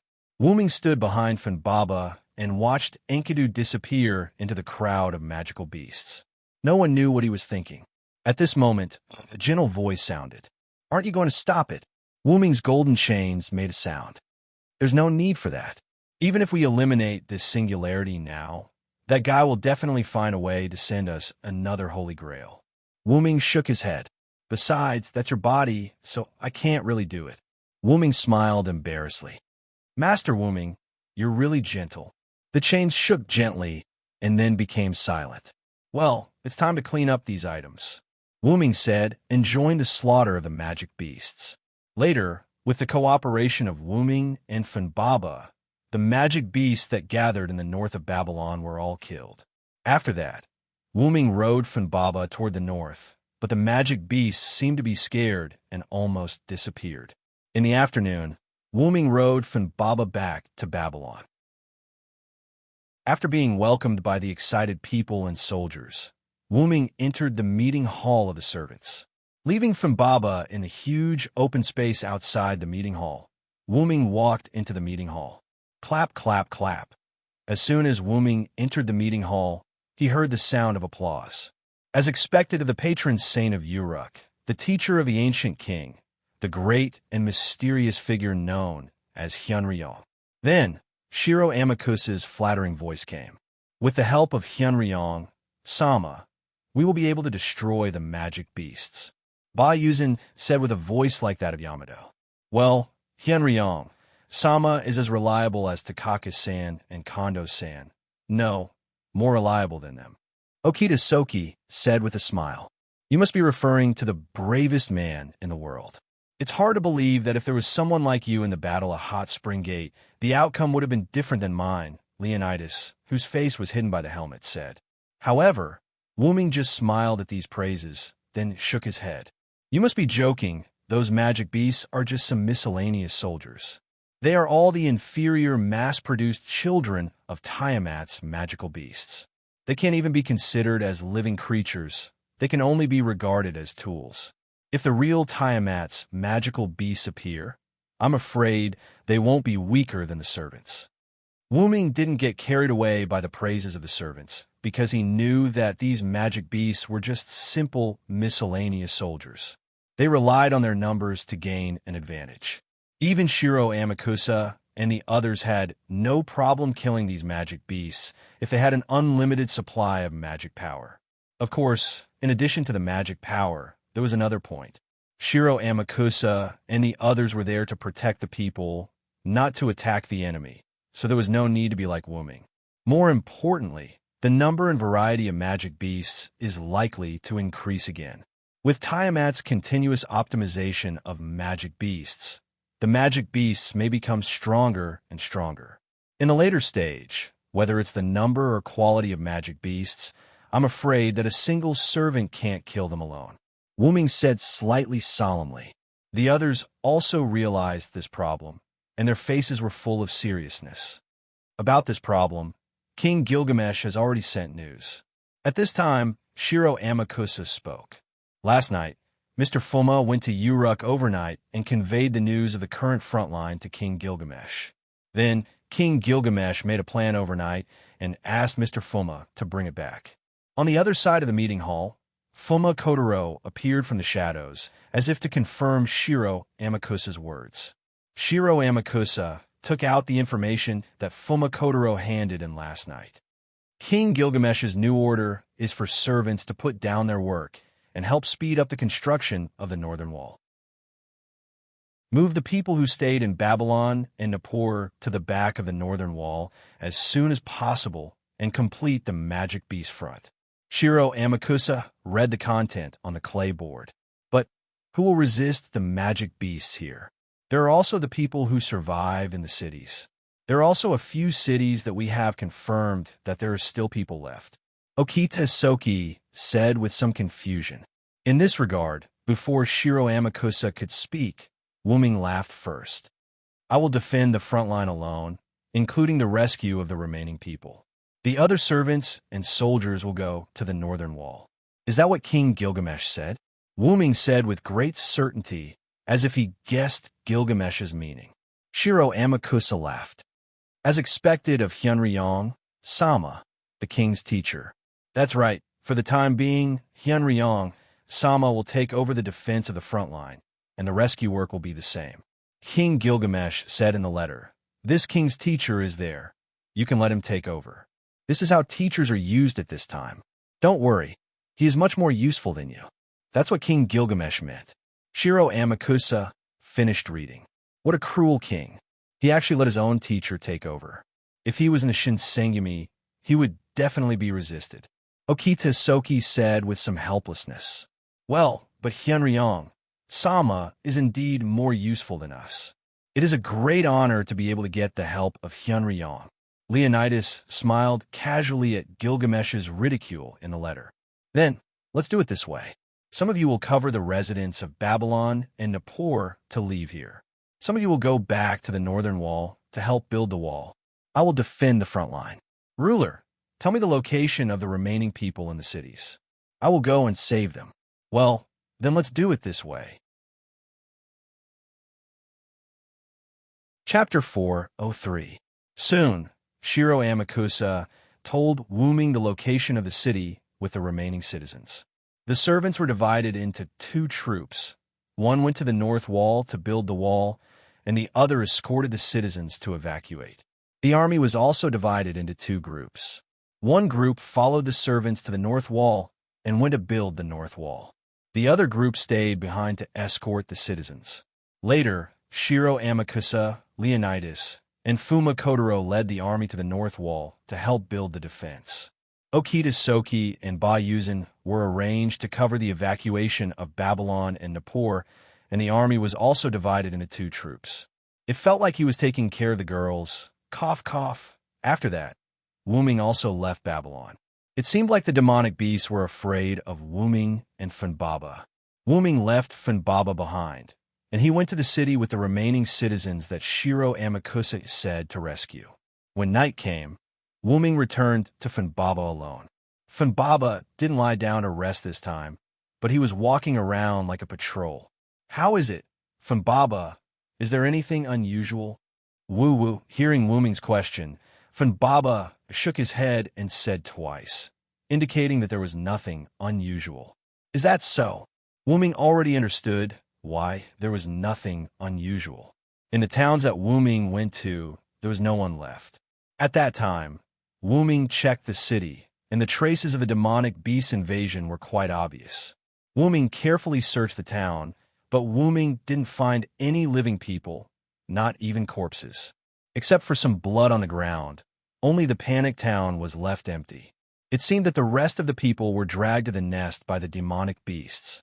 With his own speed, Wuming quickly checked all the towns in the north. Wuming discovered something. No matter who it was, there were very few bloodstains. Currently, there were no magical beasts with mouths big enough to swallow a person whole. Since that was the case, there was only one possibility. Although it's inconceivable, those people should have all been transported back to their nest by the magical beasts. Wuming said with a grave expression. And why did the magical beasts transport those people back to their lair? Serve as food reserves? To become nourishment for Tiamat? Serving as nutrients for the production of other magic beasts? Although it was cruel to say this, but they had already entered the lair of the magical beasts, and the magical beasts could do whatever they wanted. Woo-woo, Funbaba lowered its head and rubbed against Wuming to comfort him. Although I'm not in a good mood, I'm more worried about one thing. Wuming patted Funbaba, indicating that he wasn't worried, and then continued. Say, do you think those people will be transformed into demonic beasts after they've been captured? This sentence made Funbaba a little stunned. I don't think that Tiamat, who can produce so many demonic beasts, needs nourishment, and I don't think these demonic beasts will bring people back just to store food for their own kind. Then, Wuming smiled casually. Of course, I'm just guessing, and it's very possible that my guess is wrong. Although he said this, Wuming's smile immediately became calm. And that person using Enkidu's body, she must be related to Tiamat. To be able to steal Enkidu's body without anyone noticing, it must be that person or his 72 subordinates who did it. But since they were able to entrust the Holy Grail to them, act together with Tiamat's demonic beasts, and tell me that they are both children of the same mother, there is no doubt that she must be related to Tiamat, and their relationship is not shallow, Wuming said with certainty, and then began to think about who the real person in Enkidu's body was.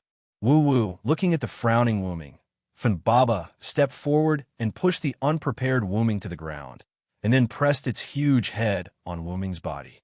Wait, Funbaba, what are you doing? Being pushed down, Wuming was startled, and his thoughts jumped out of his thoughts. Woo-woo, Funbaba ignored Wuming's question and continued to act like a spoiled child, constantly rubbing against Wuming. But little did he know that with the huge Funbaba rubbing against him like this, Wuming couldn't take it. I know, I won't think about it anymore. Get off of me first. Woo-woo. After a short period of disturbance, Wuming got rid of Funbaba's spoiled child. Then, it was already evening, and the sun had set. Really, don't jump on me in the future. Your head is bigger than my body. How can you just jump on me like that? Wuming sorted out the disturbance caused by Funbaba and said to Funbaba somewhat helplessly. Woo-woo, Funbaba sat there obediently, like a child who admitted its mistake. Well, I'm not blaming you. Be careful next time. Seeing the listless Funbaba, Wuming was amused, and then quickly comforted Funbaba. Woo-woo. After being touched by its master, Funbaba showed a happy expression. For a moment, Wuming sat on Funbaba, and Funbaba carried Wuming slowly towards the north. Wuming looked at the endless plains in the north, as well as the mountainous fir forest in the northwest. There was no doubt that the magical beast had come from there. Speaking of which, the fir forest seems to be your territory, Funbaba. Wuming suddenly remembered that Funbaba used to live in the fir forest. Woo-woo, Funbaba's huge head nodded. Its current state was like having a home that it couldn't go back to. Well, but you actually don't care, right? Wuming just smiled at this. Funbaba didn't care about its residents, and the fir forest was just a good forest, so Funbaba settled there. Woo-woo, Funbaba was very happy. After Funbaba had Wuming as its master, it was very happy to follow its master. Looking at the lights of Babylon behind him, Wuming asked Funbaba, have the vines been set up? Woo-woo. Because Wuming needed to defend against the attack of the magical beasts alone, Funbaba began to set up vines underground when Wuming went to look for survivors during the day. Don't think that Funbaba was really just strolling. Very good. Then now we just have to wait for the magical beast to attack. I have a hunch that the magical beast will attack tonight. Wu Ming said seriously. Although it wanted to complain about how its master knew, Funbaba didn't ask for a rebuff. Anyway, it just followed its master. After that, until almost dawn, there was no movement on the plains. Not even a bird or a rabbit could be seen. It's coming. Chapter 404. Coming. After Wu Ming said that, Funbaba raised its head and looked ahead. The night in Mesopotamia was dark. If there was no light, it would be hard to see. Countless red dots appeared in the forest of fir trees in the distant mountainous region. Those were the shining eyes of demonic beasts at night. Of course, the degree of danger was the same. On the plain in front of Wu Ming, there were many red dots. Looking at the number, there were more demonic beasts than during the day. Roar! Accompanied by the charge and roar of the demonic beasts, the earth began to tremble. If these demonic beasts really rushed over, perhaps all the citizens of Babylon and Nippur would suffer. Did all these demonic beasts come out? Does Tiamat want to start a full-scale war now?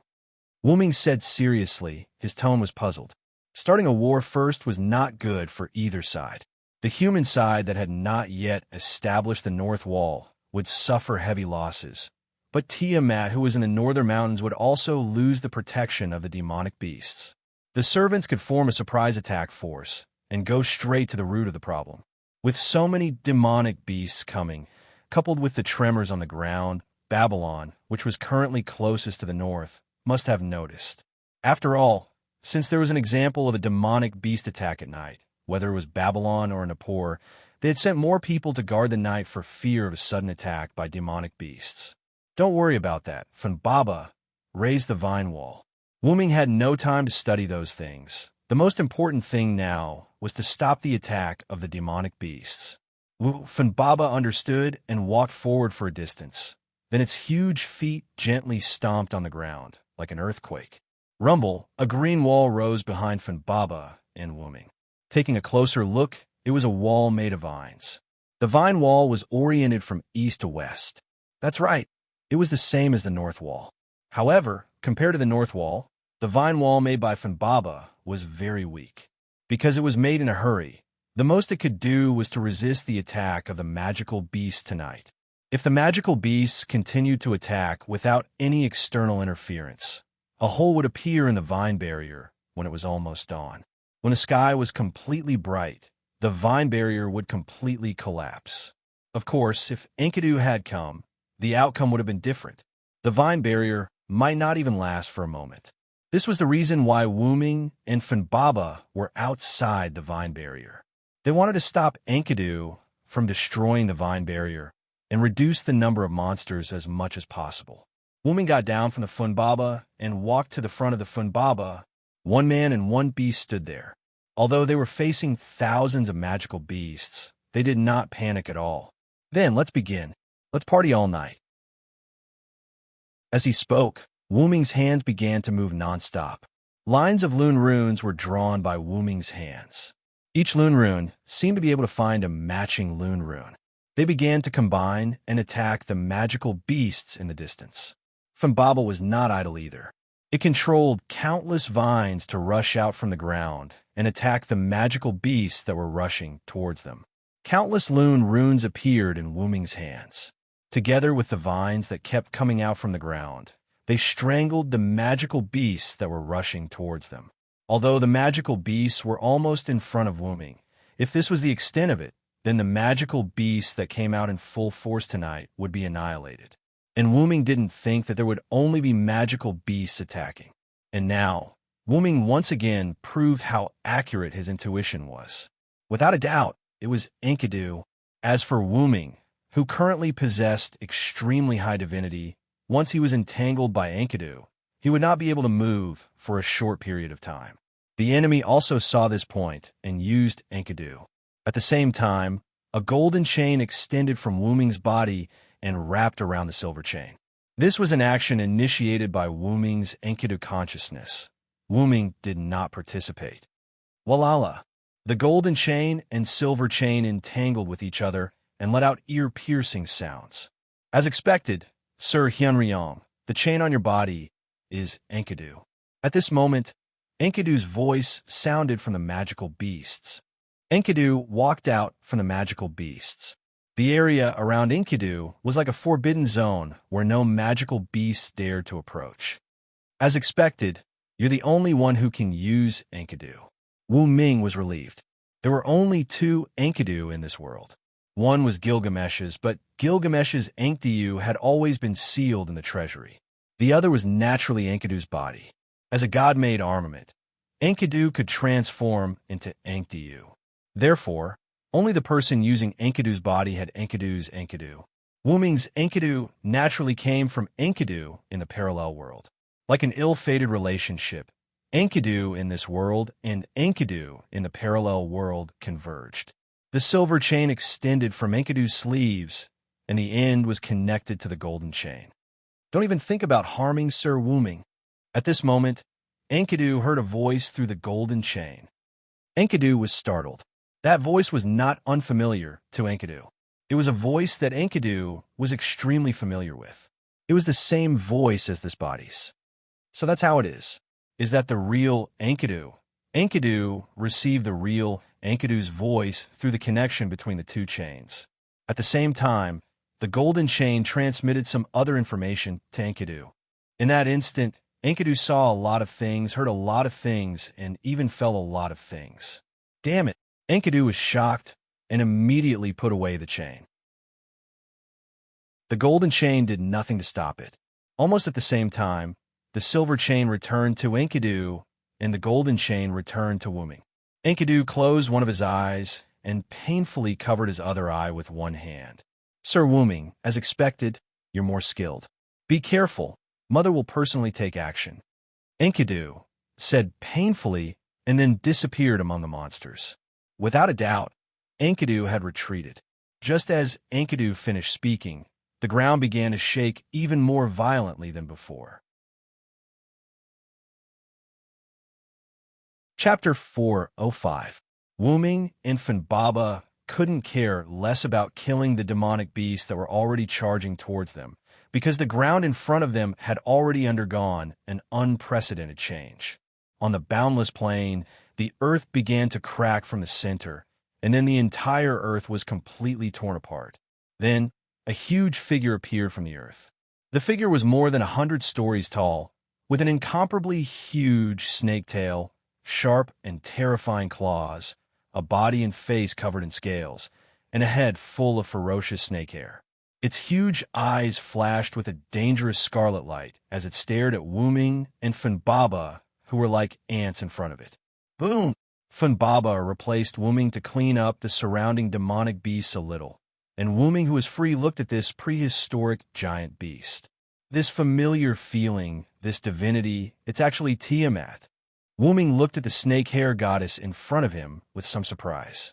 However, Wu Ming could clearly recognize that the snake hair goddess in front of him was a Greek demonic beast, Medusa, who devoured two of her sisters and transformed into an Avenger demonic beast, Gorgon.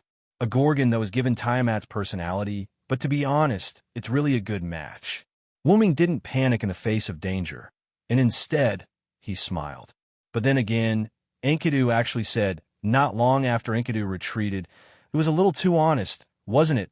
Baba, you should retreat. Wu Ming said to Baba, who was continuously killing the demonic beasts around him and working hard. Woo! Baba naturally shook its head and then rubbed its head against Wu Ming. All right, I'll take care of it. These vines still need your protection. You should know that there are countless lives behind these vines. Be a good girl. Wu Ming gently stroked Baba's head, persuading her with both logic and emotion. Baba was silent for a few seconds, and then nodded. Good child, so obedient. Wu Ming smiled gently at Baba. Then, Baba released one last attack to repel the surrounding demonic beasts. Then, Baba left this place through the vines and went to the interior of the vine barrier. Okay, now I'm the only one left. Wu Ming looked at the giant demonic beast Gorgon. However, Gorgon didn't answer Wu Ming's question, either because it didn't know how to speak or because it didn't want to. Instead, it directly launched an attack. The countless snake heads on Gorgon's hair opened their mouths and gathered magic. Then, countless snake heads shot out heat rays, burying the place where Wooming was, including the demonic beasts. Rumble, a powerful explosion occurred. The dust and flames of the explosion covered Wooming's figure, and Gorgon stopped moving. Really? What a warm greeting, fake Tiamat. Wooming's voice came from the smoke. Ho! A huge white dragon claw came out of the smoke, like a dragon out of the clouds, and stretched towards Gorgon at an extremely fast speed. Gorgon was shocked and immediately controlled the snake hair to intercept it. Hiss. As if its target was the snake hair from the beginning, the dragon claw grabbed the snake hair and tore it off. Gorgon let out a scream that didn't belong to a human. It's impolite not to reciprocate. Are you satisfied with this greeting gift of mine? A calm voice came. A huge dragon emerged from the smoke caused by the explosion, as if it had come out of a small space-time tunnel. The pure white dragon god had shining dragon scales, holy dragon horns, and white dragon wings that were twice the size of its body. Its holy dragon claws were still holding on to the struggling, broken snake hair. Then, a white flame burned the snake hair, completely incinerating it. Gorgon spoke. Damn Hyunryong. Gorgon's hoarse voice came out of his throat like a broken bellows. As long as I'm here, don't even think about going back alive today, fake Tiamat. Just like that, the huge snake hair monster and the sacred dragon of protection started a confrontation in the plains in front of Babylon, a city in the north of Mesopotamia. The battle between mother and son in Mesopotamia had begun for the second time. Uruk City, Divine Tower. Because Mesopotamia was mainly plains, Gorgon, who was more than a few hundred stories tall, and Gorgon, who was only as tall as Wooming, appeared near Babylon. They were seen by the entire Uruk City, which wasn't far from Babylon. Tiamat, Gorgon. Gilgamesh looked at Tiamat and fell into deep thought. King Gilgamesh, king. Then, Siduri's voice came from the stairs of the Divine Tower. Siduri rushed to the highest floor of the Divine Tower, where Gilgamesh was in a slight panic. King, Lord Hyunryong. Idiot, of course this king saw it, Gilgamesh said disdainfully. Since Gilgamesh saw it, the Uruk citizens naturally saw it as well. King, the citizens are very uneasy. Some of them have already lost their minds. Siduri calmed down and said, the citizens were uneasy because of the confrontation between Tiamat, who was the mother goddess, and Hyunryong, who was the direct descendant of Tiamat. The existence of the mother and son confronted each other. This rebellious battle of gods caused everyone's worldview to collapse slightly. Moreover, Tiamat's deterrence toward the ordinary people made the citizens even more fearful. That's why this king said the humans are foolish beyond compare. The battle of the gods is not something that humans can stop. They can only witness it and pray for it. Hyunryong is protecting this king's citizens. The foolish citizens should pray for Hyunryong and pray for Hyunryong's victory. Gilgamesh was even more disdainful now. After speaking to Siduri, Gilgamesh turned around and looked at Gorgon and Hyunryong. He did not say anything else. Siduri did not ask any more questions. She crossed her arms and began praying to Wooming. Lord Hyunryong, you must win. Shiro Amakusa, Fuma Kotaro, and Leonidas were trying their best to rush to Babylon. It would not be long before Babylon, which was within the range of the two great gods' attacks, would be affected. They had to evacuate the population as soon as possible. Is that Tiamat? What a terrifying avenger. Shiro Amakusa did not stop walking as he spoke seriously. Lord Hyunryong's body is also quite shocking. He's almost on par with Tiamat's body. It's truly astonishing. Leonidas prays from the side. Only Fuma Kotaro remained silent. However, his increased speed showed his respect for the two great gods. Let's speed up. Otherwise, the remaining citizens of Babylon will be finished. With that, the three of them increased their speed again. At this moment, Wooming and Tiamat began the second round of confrontation after the first battle. Chapter 406. In order to protect the vine barrier behind him and the city of Babylon, Wuming blocked all of Gorgon's attacks during the transformation process. Then, Wuming completely revealed his true body. Wuming's body shouldn't be comparable to Gorgon's, but Wuming's magic power could not withstand Wuming's growth. The so-called dragon form was a noble artifact, but it was also a rider rank. Wuming's body could naturally catalyze it. Wuming catalyzed his dragon body to a size that, although not as large as Gorgon's, was enough to contend with him. Although it could accelerate the growth of his body, it was almost at its limit. If he continued to catalyze his body, his rider rank spirit base would shatter. Therefore, Wuming chose to stop growing his body.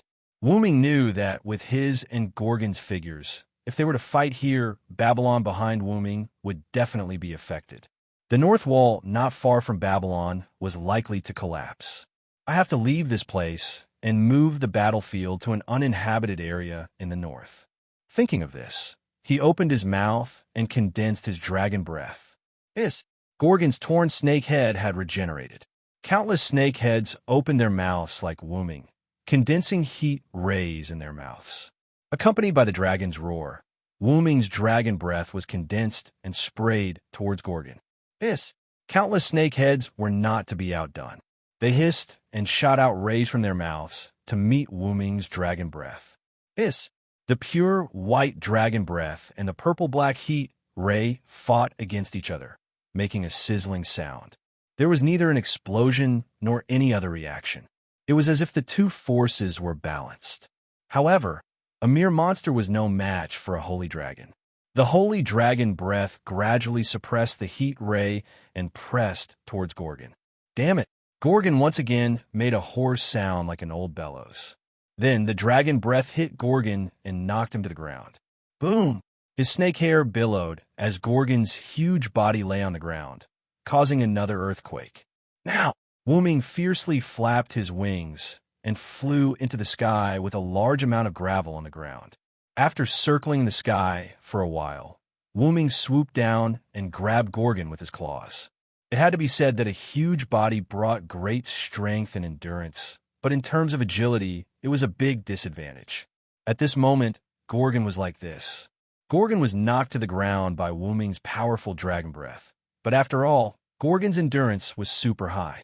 Because of the effect of the skill transformation magic, Gorgon's endurance had reached A++ level. Pure dragon breath could not harm Gorgon, so Wuming changed the dragon breath into an impact attack aimed at Gorgon's body and successfully knocked him to the ground. Although he had the same agility as Wuming, if Wuming's speed increased, Gorgon would not be able to react in time. The mysterious Lune rune wrapped around Wuming's huge dragon body. At this moment, Wuming's agility had surpassed rank A. Wuming successfully grabbed Gorgon before Gorgon could get up. However, Wuming did not want to harm him. Bang! Wuming's two huge dragon claws grabbed Gorgon's two hands.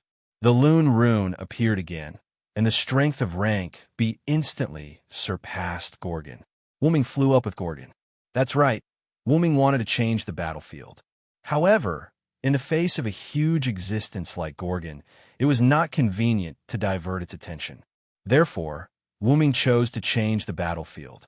He directly used his advantage as a flying dragon to grab Gorgon and fly. It had to be said that this was a bold and stupid method. How stupid!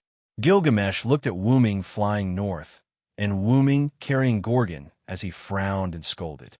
Not to mention whether Gorgon would attack Wuming in the air, even if he carried Gorgon that weighed more than 10,000 pounds. Wuming's spirit base would not be able to handle it. No matter which one it was, the final battle after reaching the destination would be disadvantageous to Wuming. Lord Hyunryong.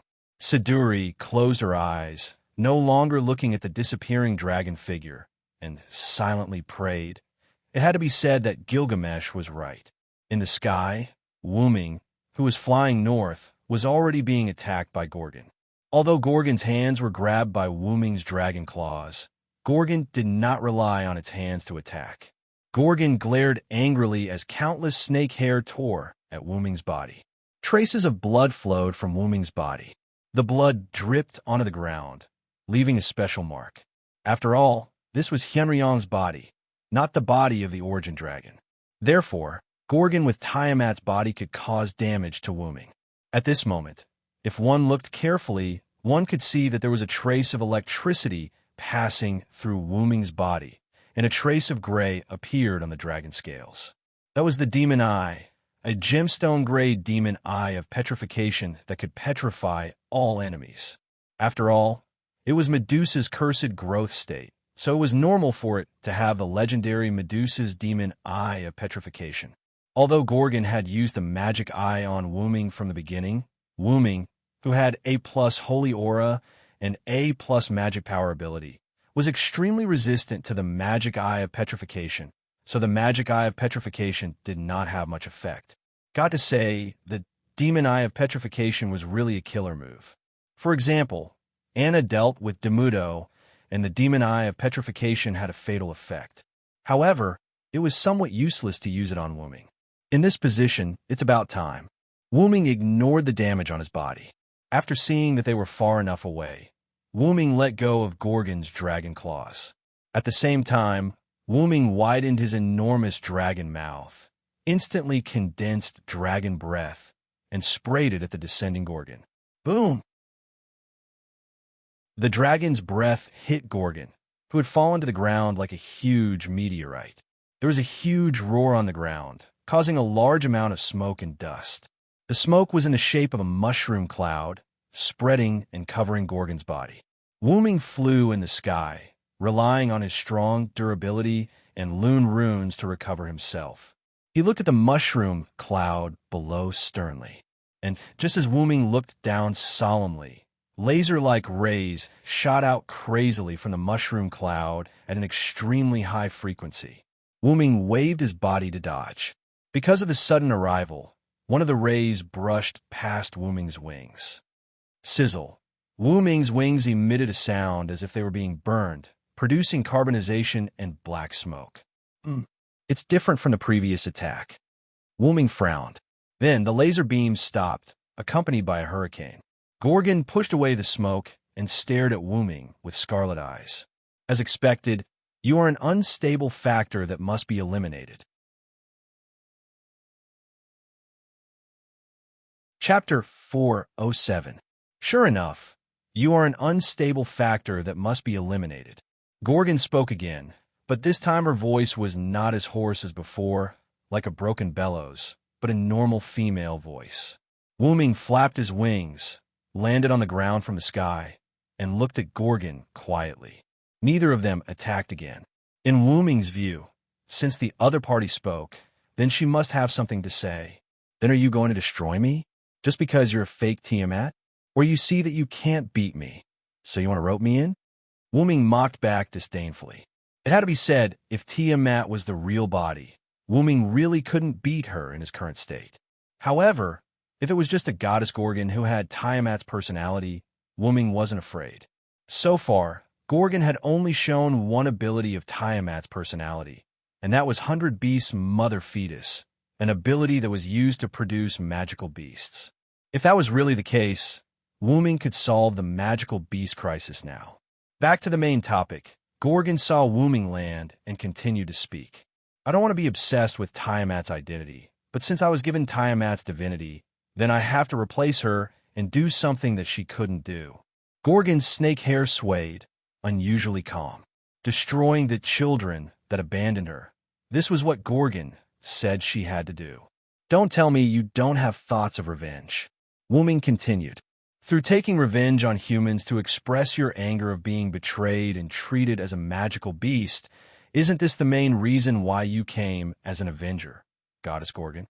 Wuming mocked, as if he saw through Gorgon.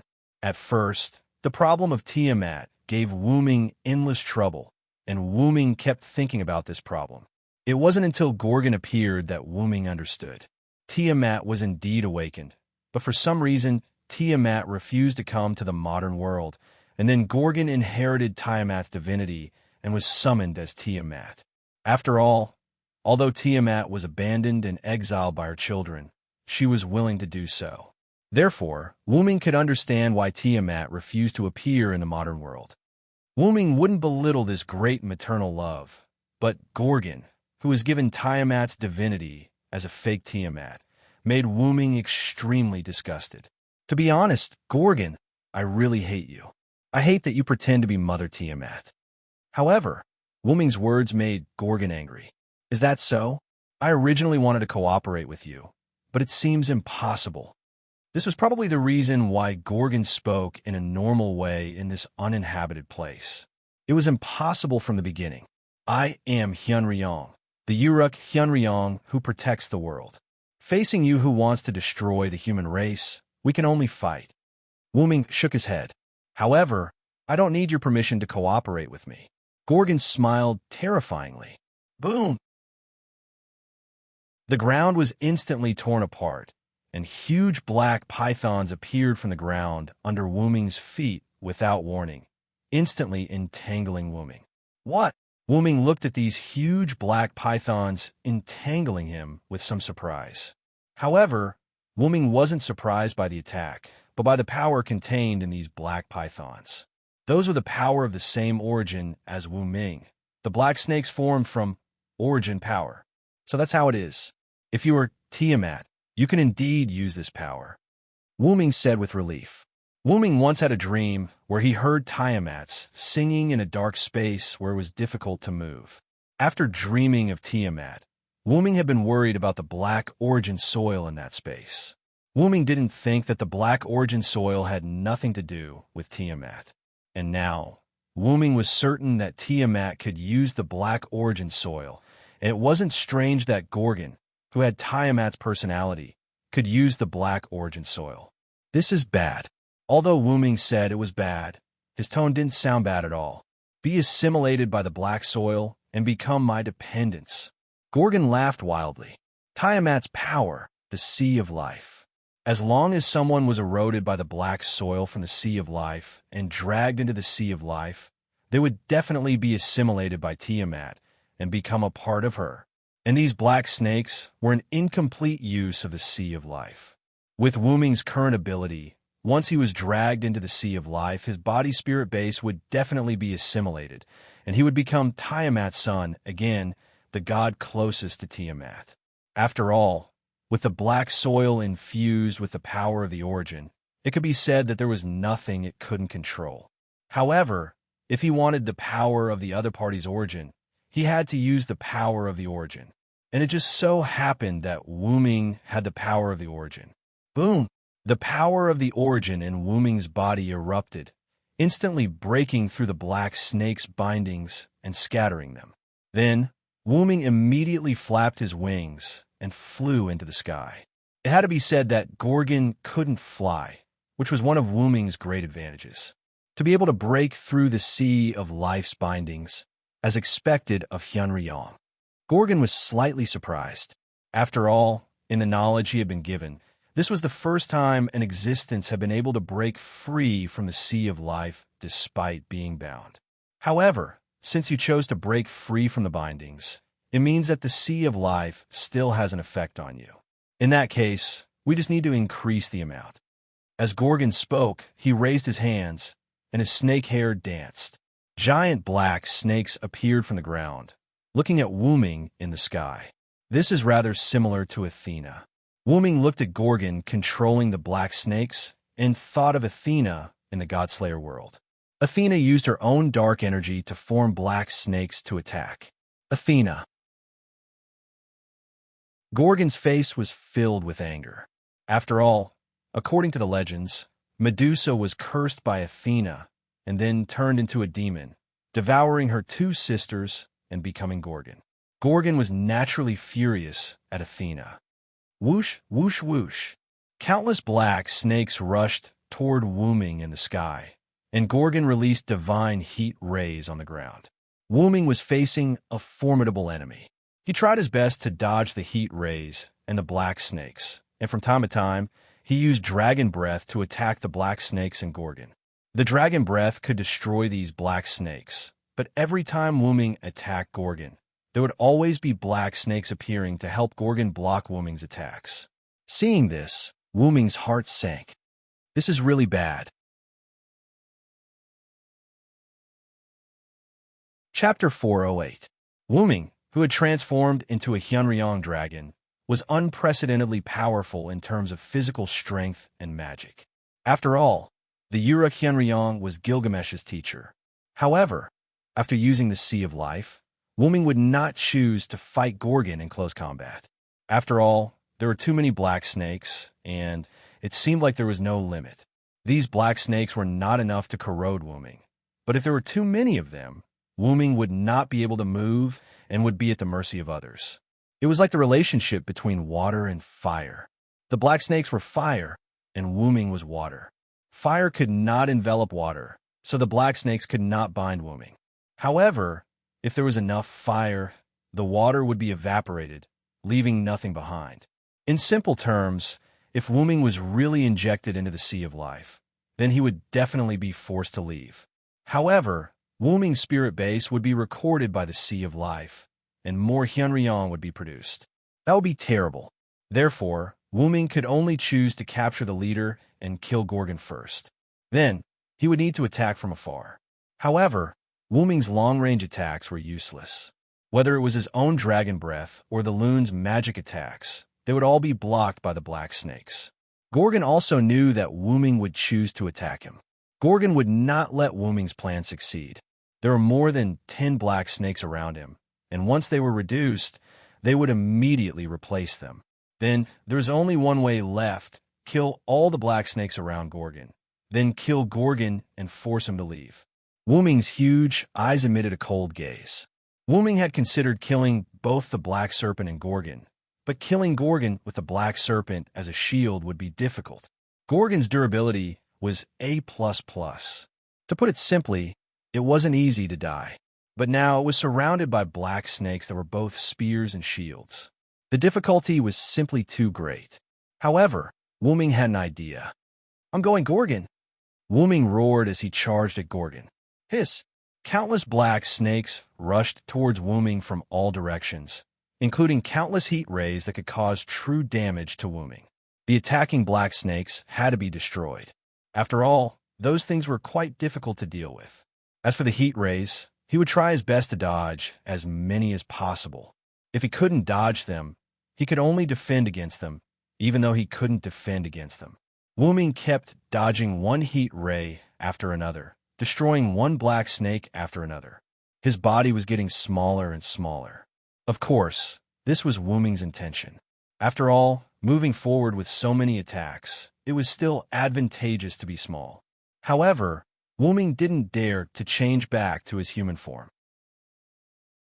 Not only would all his ability points drop by 1 level, but without the protection of the dragon scales, Wuming's defense would also be greatly weakened.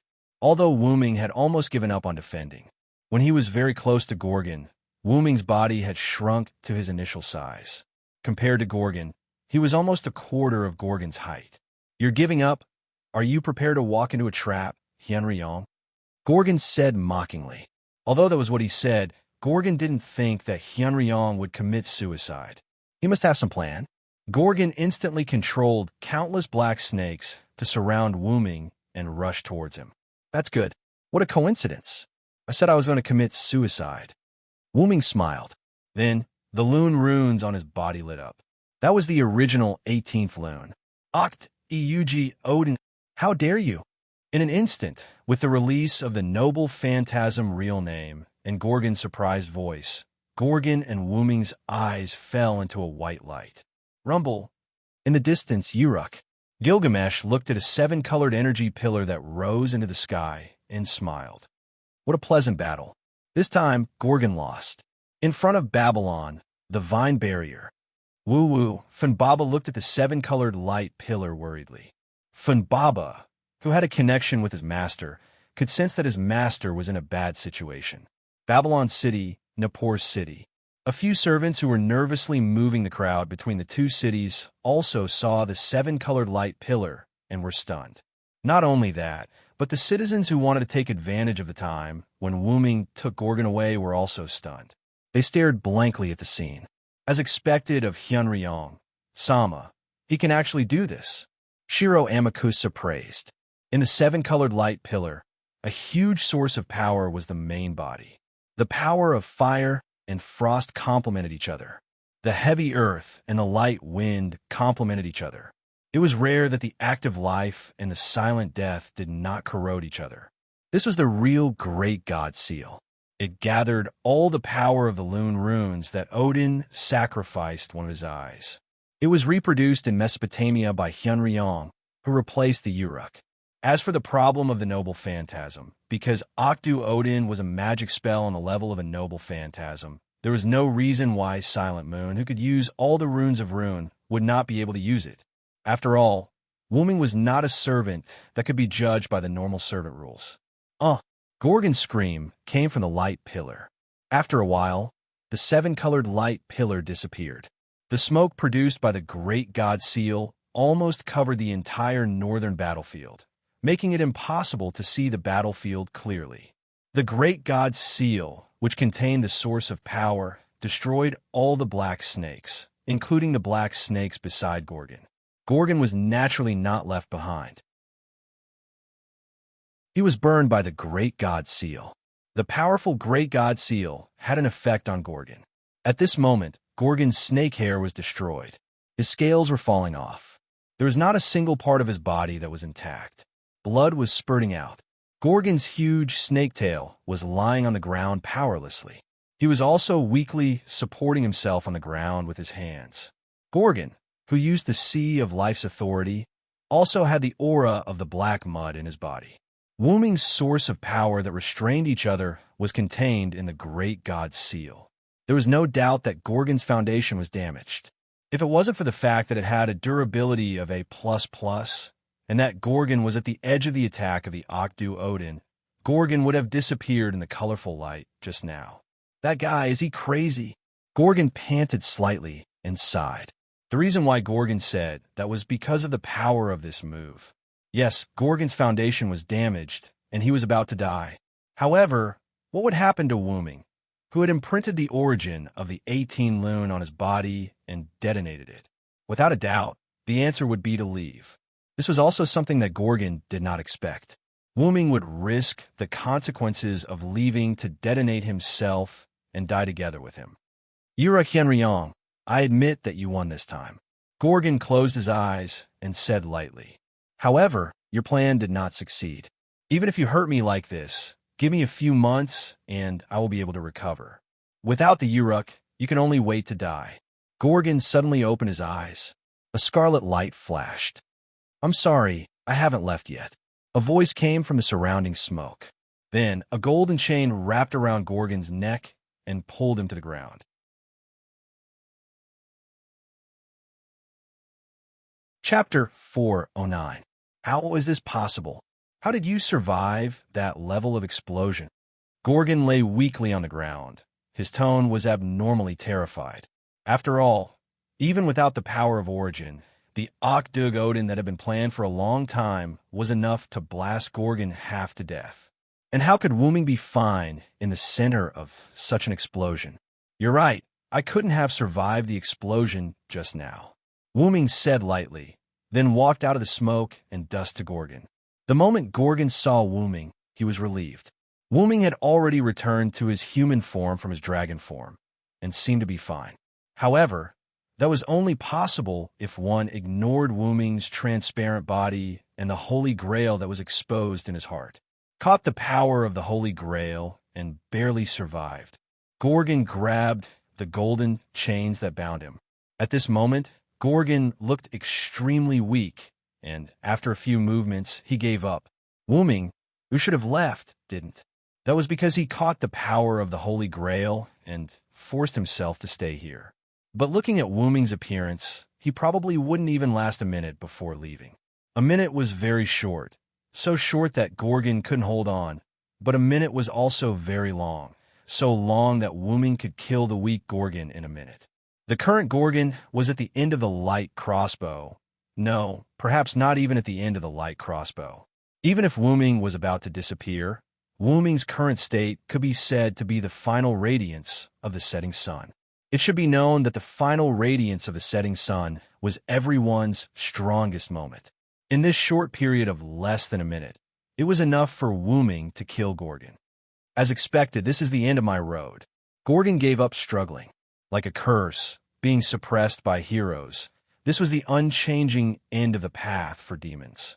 You don't have to be like this, Gorgon. Wuming looked at Gorgon and shook his head. There's no need for you to play the role of Tiamat. You're Gorgon, no one else.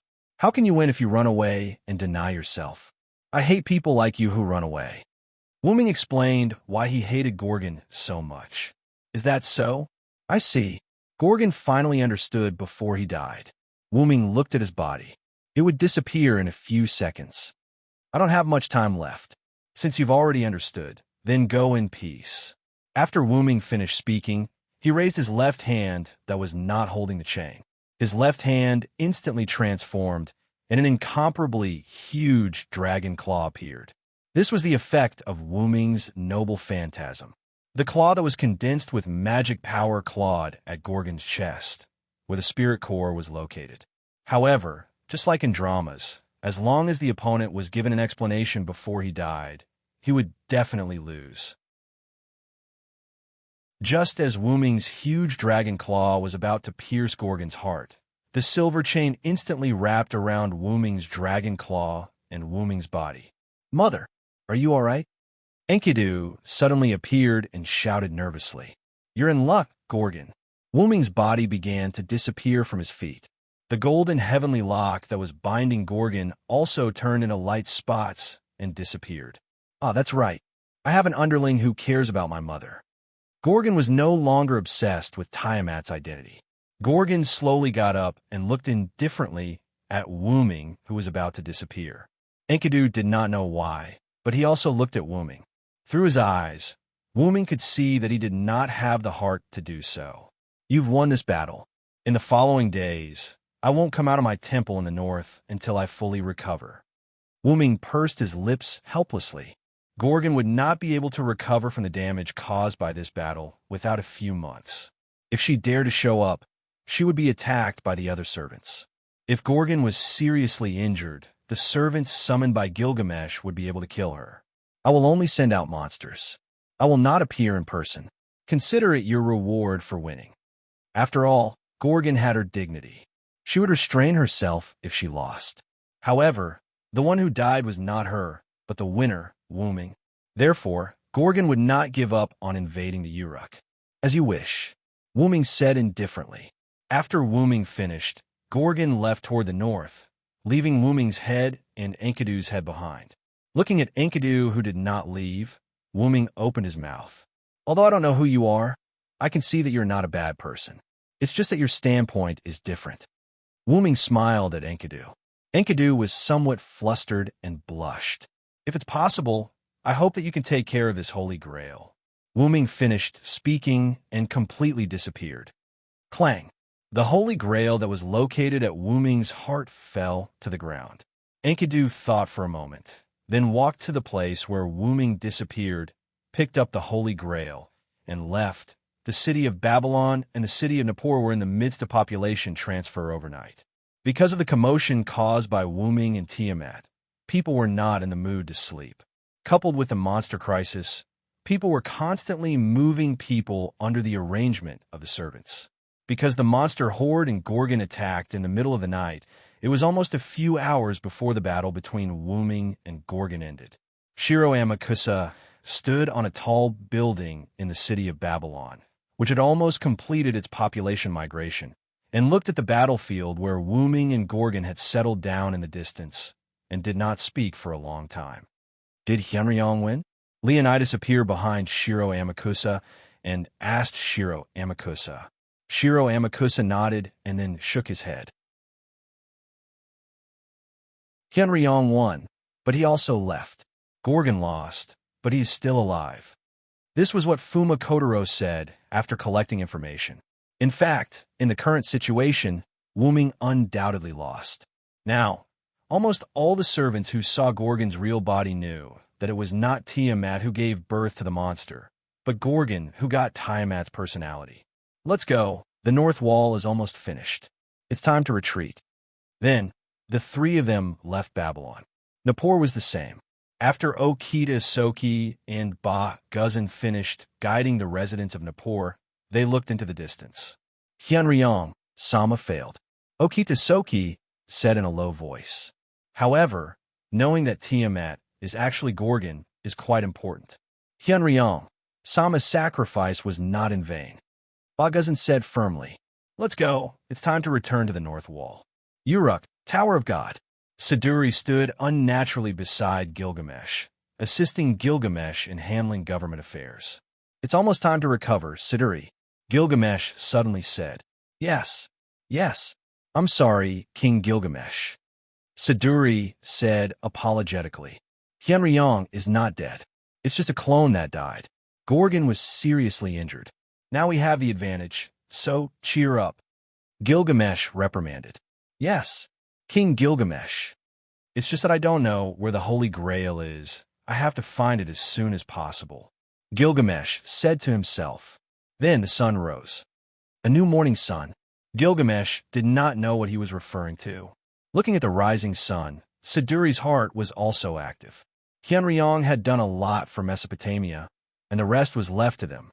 Inside the root, the huge root dragon opened its eyes.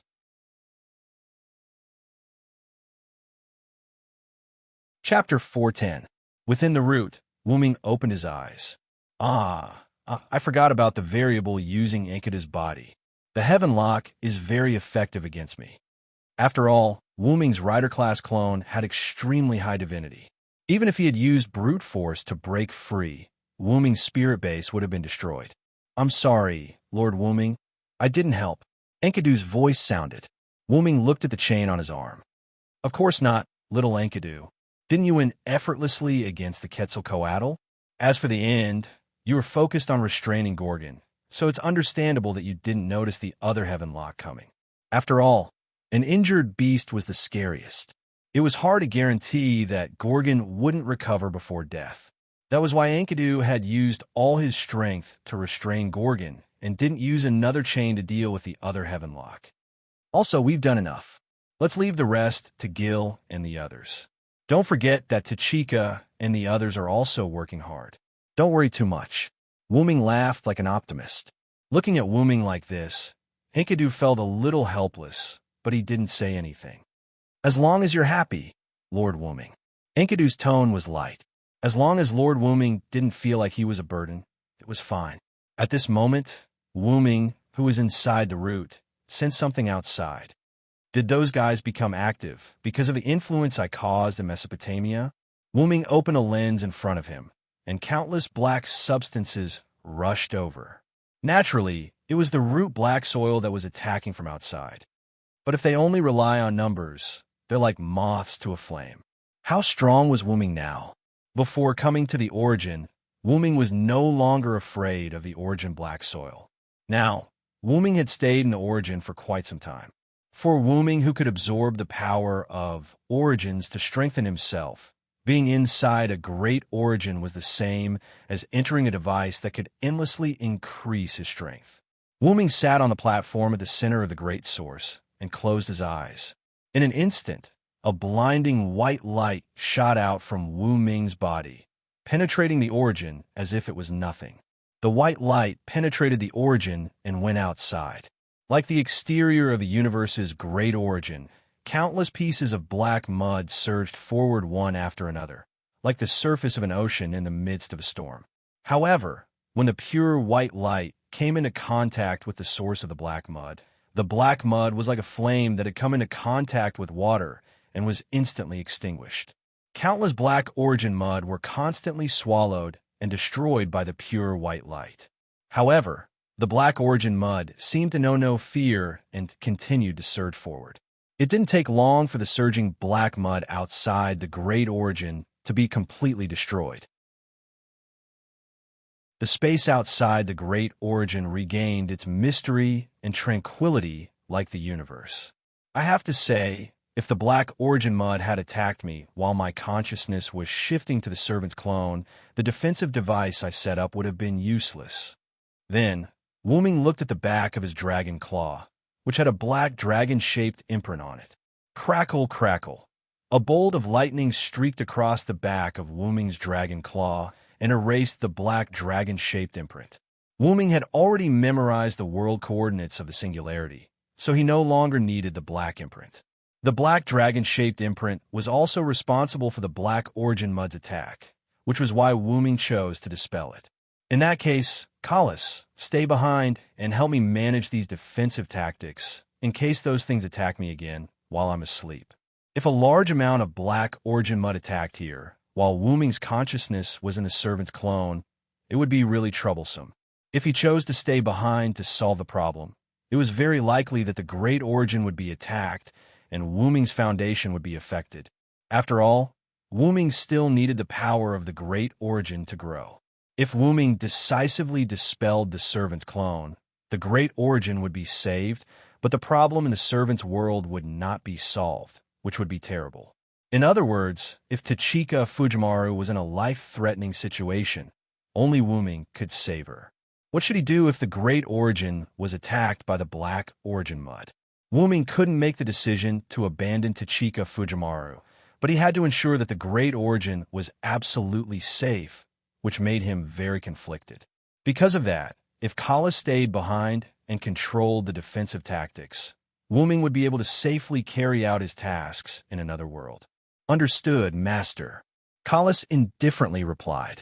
Kalas naturally understood this principle, so she immediately agreed.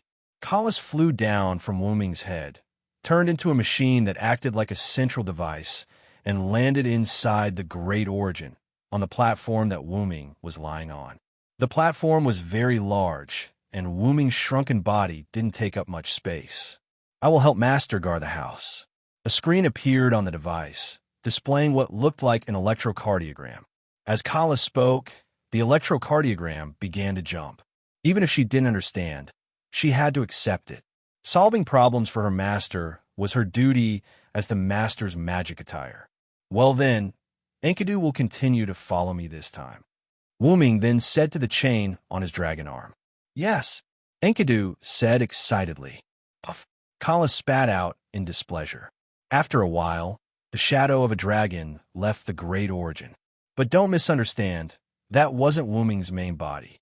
Wu-ming's main body was sleeping inside the Great Origin. The shadow of the dragon that flew out of the Great Origin was a true clone created by Wu-ming. After all, the body of Servant was still a bit weak. It would be fine if it was a powerful class, but Wu-ming always became a class that was disadvantageous to him for various reasons. Therefore, Wu-ming created a true clone of himself. Using the power of the Great Origin, relying on Wu-ming's wisdom, and Wu-ming's own body as the blueprint, he created the Origin Dragon mini-machine.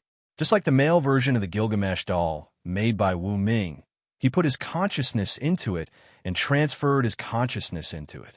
Although this Origin Dragon mini-machine was a puppet, it was closer to the servant's spiritual base. After all, it was a product of the Great Origin. How could it be like an ordinary puppet? That was why Wu-ming completely put his consciousness into it. This Origin Dragon mini-machine had all the abilities of Wu-ming's main body. However, whether it was the Sword of Salvation, the 12 incarnations, or the Origin Dragon's characteristics, this body could use them all. However, no matter what ability it was, its power was reduced a lot, but it was still better than a simple servant's body. Wu-ming was going to use this body to go to the singularity where Tachika and the others were now, and help them break through all the singularities as soon as possible. After all, this was a disaster that endangered Ilya world, and it was better to solve it as soon as possible. Wu-ming came to the long-lost space-time tunnel and controlled his body to wander inside. Just as Wu-ming was about to enter the singularity where Tachika was, Wu-ming heard a voice. God-sama, if there is a God-sama among humans, why didn't he show up to save us? This sentence contained many emotions: hatred, hope, numbness.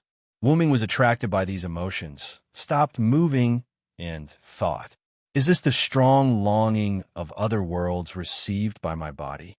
Wu-ming thought for a while, then gave up entering Tachika's world, and turned to the place where the voice came from. Interesting. Hating the gods, yet hoping for the gods?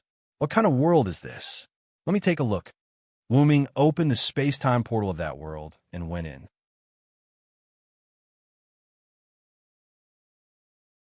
Chapter 411. The sky was dark and gloomy. Endless thick fog and dark clouds covered the sky, and not a single ray of sunlight shone on the earth. The land was desolate. It was either cracked land or land full of strange plants. In short, it was a tragic sight that was unbearable to look at. It was desolate everywhere. Disgusting. This was the sigh of the white dragon that had just come out of the space-time tunnel. Woman could feel that everywhere was filled with dead silence. The land had lost its vitality. The sea had dried up, the sky was covered, and the air was filled with an unpleasant smell. All of this was nauseating.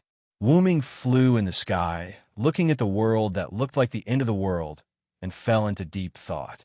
Wu-Ming did not need to visually estimate. Through the attributes of the atmosphere and the current state of the earth, Wu-Ming could tell that the entire world was probably covered in dark clouds and smoke. No wonder there was such a sad sigh. It would be strange not to be sad living in such a world. Wu-Ming shook his head. I'm afraid it's an unknown world. I'd better use some concealment tactics on myself first. With these thoughts, Wu-Ming mobilized magic power, and then he found that there was no magic power in this world, but there was another kind of energy. Not magic power? This is really interesting. Wu-Ming laughed.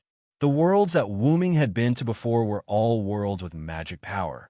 But this world did not have magic power, but another special power, which attracted Wu-Ming's attention.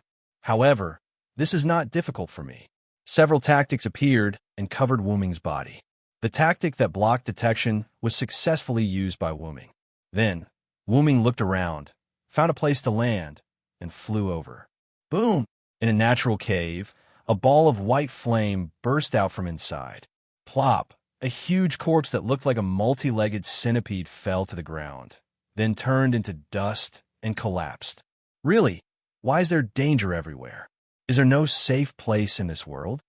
Wu-Ming's voice was heard. Wu-Ming extinguished the flame on his hand and walked into the cave. At this moment, Wu-Ming was wearing a black hooded cloak. After entering the cave, Wu-Ming took off the hood and then looked around the cave. I have to say this giant centipede is really neat. I was thinking if it was like that tentacle-like thing's place was full of mucus, or if it was like that bear-like thing's cave was full of feces and skeletons, then I'd have to change places again. Wu-Ming said with some relief. Then, Wu-Ming sat down in the cave. As for why Wu-Ming came back here, it had to start from the moment he landed. After Wu-Ming landed, he recovered his human form. After all, it was a weakened version of the power of the root, so it was natural that he could turn into a human. Then, Wu-Ming began to look for a place to rest. After a few twists and turns, he finally found a decent place. During this process, Wu-Ming discovered that there were things that Wu-Ming didn't know about almost everywhere on the ground. Poisonous flowers, black dust that could corrode flesh, an atmosphere that made it difficult for living creatures to survive, and various monsters. At the thought of those things, Wu-Ming had a headache.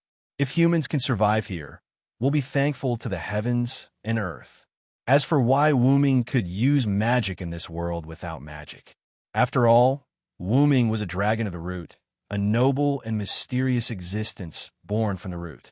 And all worlds were born from the root. So it wasn't hard to understand why Wu-Ming could use the energy of other worlds. This power is quite interesting. As he said that, Wu-Ming extended a finger. Specks of golden light appeared on Wu-Ming's hand and slowly condensed into a ball of light. Wu-Ming controlled the ball of light to move and then return to his finger. Energy with life. How interesting. Wu-Ming dispelled the ball of light, and the ball of light turned into energy and dissipated in the air. As the name implied, these energies had life, but they wouldn't die. After these energies were used up, they would come to the atmosphere and become part of the atmosphere's energy. Let's not talk about that for now. In such an environment, can humans really survive? Wu-Ming sighed. After all, the environment of this world was a little too harsh. However, regarding whether or not there were humans, Wu-Ming only expressed his opinion with a sigh. There must be humans alive. Putting aside the fact that Wu-Ming was attracted by a certain human's words, humans weren't creatures that would perish easily. But if that's all, how could humans be forced to this point? Wu-Ming said, somewhat puzzled. If it was really only the threat that Wu Ming saw just now, then with the wisdom of humans, Wu Ming didn't believe that they couldn't deal with it. And at that moment, there was a roar. Boom, boom! The cave Wu Ming was in was directly buried, and Wu Ming was buried alive. Outside, a huge dragon was flying, facing off against a group of beings that looked like robots. The robots that looked like humans flew in the sky, as if they were on standby, waiting for the dragon to attack. Roar! The dragon roared at the group of beings that looked like robots, and then a dragon's breath condensed in its mouth. Boom! The dragon's breath exploded at the robots, making a huge roar. That's right. It seemed like this was the culprit that caused the cave to collapse and bury Wu Ming. The powerful dragon's breath shot at the group of flying robots. No matter how one looked at it, these robots couldn't possibly withstand it. However, these robots moved. A circular magical formation was cast by many robots, blocking in front of these robots. Then, the dragon's breath sprayed on this translucent magical formation. Immediately after, the dragon's breath was easily diverted by the magical formation like a ray of light shining on a mirror. An incomparably terrifying dragon's breath swept across the surrounding area, causing a series of explosions. Boom! Yes, I'm afraid that the dragon's breath will attack the cave Wu Ming is in. These robots will be helpful too. Roar! As if seeing that its attack was diverted, the dragon roared angrily. Damn it, you bunch of scrap metal. A huge roar came from the dragon's mouth. Attack refraction complete. Target confirmed. Dragon spirit, begin annihilation. The robot flying at the front of the group of robots was like a leader, muttering. The robots stretched out their hands, and magical formations appeared from their hands as if they were ready to annihilate the so-called dragon spirit in front of them. The leader robot spoke. Pseudo-cannon. At that moment, Wu Ming's voice was heard. I see. It's because of your existence that humans can't survive.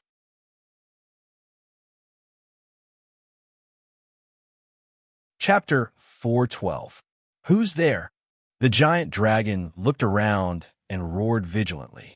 The robots that were ready to attack also stopped moving and waited while scanning the surroundings. Just a traveler, don't worry about it. A voice suddenly came from the middle of the dragon and robots, and Wu Ming's figure appeared there. What? When did you appear? I didn't even notice you. The giant dragon said in surprise. In his perception, the place where Wu Ming was located did not have the slightest energy fluctuation. It was like a mass of air. This was the effect of Wu Ming's shielding technique. Not only was there the magic of Yggdrasil, World Tree, but there was also the magic of Loon magic. The auxiliary magic of Yggdrasil, World Tree, was quite powerful. Without special skills or tools, it was impossible to detect it. Although the robots didn't look surprised, judging from the weapons they raised, these robots were also very vigilant. Scanning. There is no information about this person in the database. Unable to determine his race. Temporarily determined to be an unknown species. Current status unknown. Suspected to be hostile, the robot leader said in a cold tone.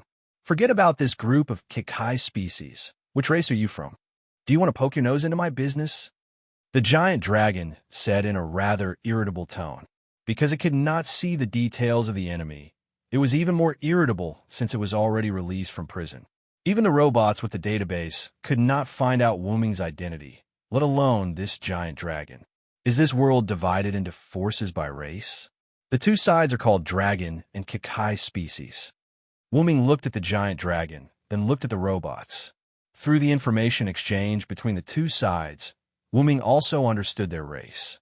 The giant dragon was the dragon, and the robots were called Kikai species. It was a very appropriate and simple name. Do you think I wanted to? I was obediently waiting in the cave over there. You guys buried me with an explosion, so I had no choice but to come. Wu Ming pointed at the cave that had turned into a pile of rubble and said helplessly, Speaking of which, I need some information. I wonder who can provide it to me.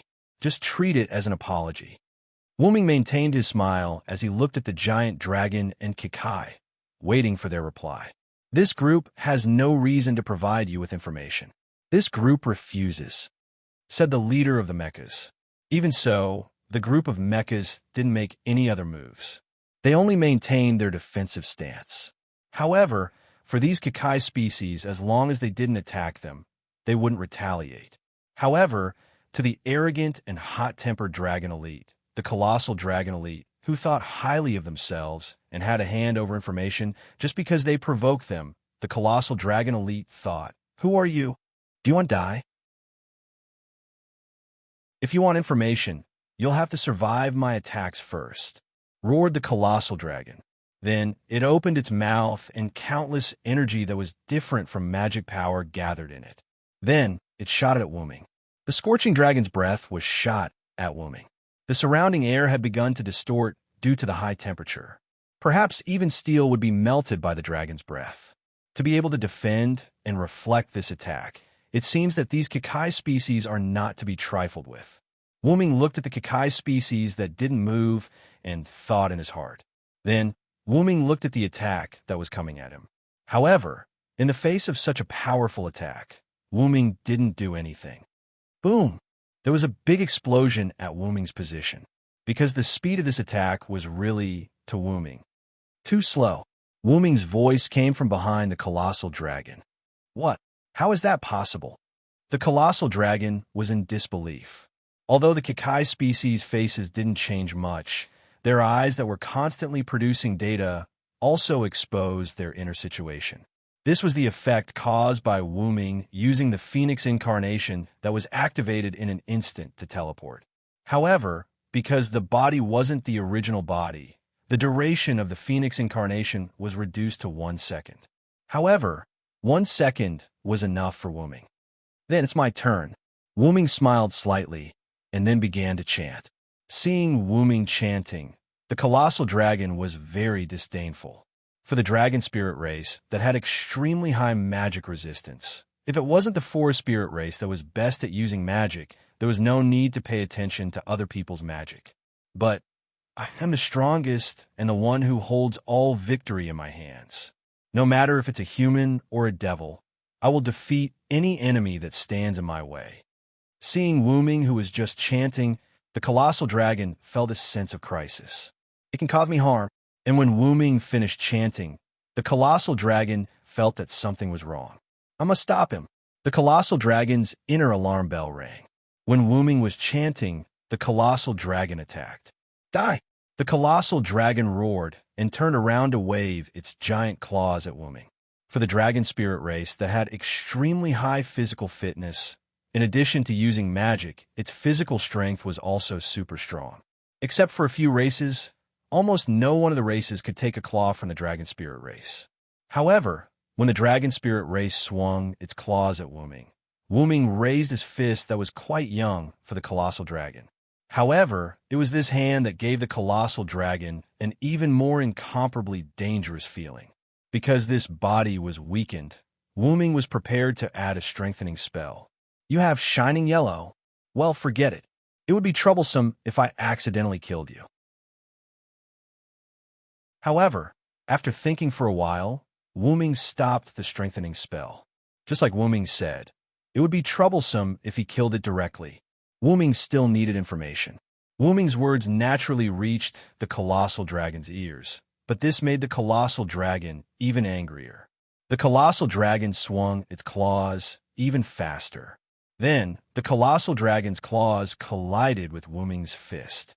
Generally speaking, when a huge figure that was hundreds of meters tall faced a weakling that was less than 2 meters tall, the weaker side would lose. However, Wuming wasn't a weakling, but a super strong one. Boom!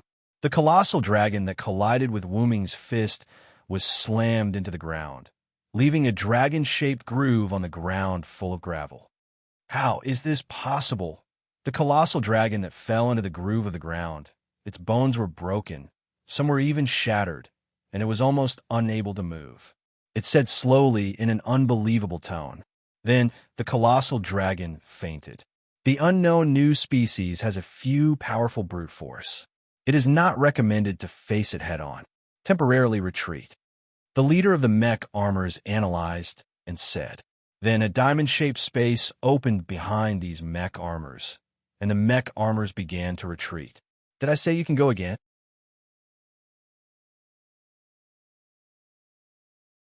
Chapter 413. Did I say that I would let you go again? Wu Ming's voice rang out. However, this did not affect the departure of the Jikai bastards. There's no fear at all, Wu Ming said gloomily. He didn't feel any fear from Jikai. However, I can't just let you leave like this. Since they were called the Mekai species, they must have something like a database.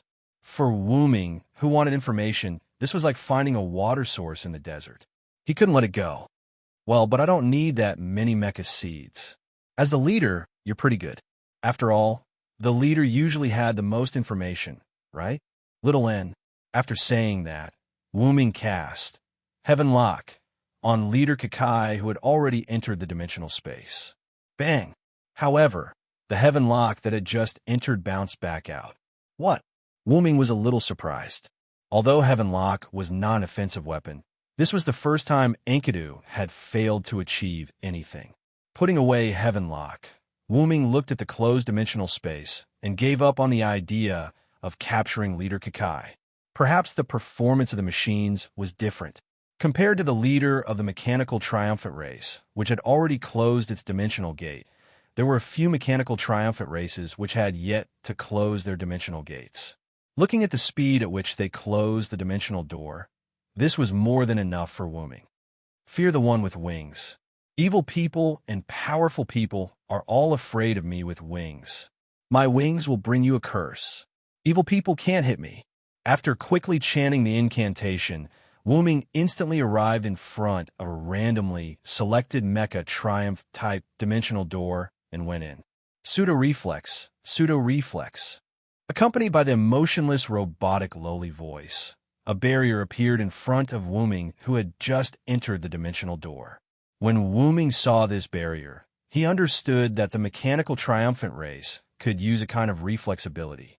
Enkidu was caught off guard by the mechanical triumphant race's reflective barrier just now. But you're still too young to deal with me. Wu Ming's Phoenix avatar didn't simply increase Wu Ming's speed, but it reduced the flow of time around him and accelerated his own time to reach super high speed. This involved the power of time. In this way, not only Wu Ming's physical speed, but also Wu Ming's consciousness and reaction ability. As a result, Wu Ming easily bypassed the barrier amidst his opponent's extremely slow movements. With a wave of his hand, the heavenly lock appeared and bound this mecha triumphant race. Then, Wu Ming accelerated and pulled the mechanical triumphant race out of the dimensional door. Wu Ming looked at the rest of the mechanical triumphant race that had been completely sealed and retreated, and he didn't say anything. Well, even if it's an ordinary mechanical triumphant race, I'm already satisfied to know the basic information of this world. Then, Wu Ming looked at the mechanical triumphant race that was tied up by him. Because of the mechanical triumphant race being tied up by the mechanical triumphant race, it could no longer use its magical power to fight back, and the power of a mechanical triumphant race alone was not enough to break free from the mechanical triumphant race.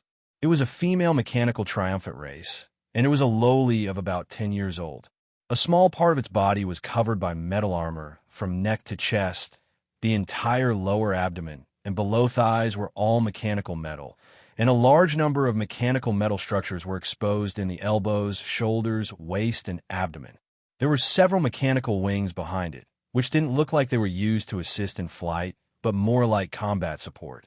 There was a rather complicated mechanical intelligence disc on the right side of its head, which looked quite mysterious. Its eyes were yellow in alert mode, full of data, and there was an analytical lens in front of its left eye. There was also a long-barreled technology gun for combat on its arm, as well as some other auxiliary machinery. After all, Wu Ming didn't know much about these things, and he didn't pay much attention to them. In addition, there were two tail-like cables behind the mechanical triumphant race's body, which gave Wu Ming the feeling of an antenna.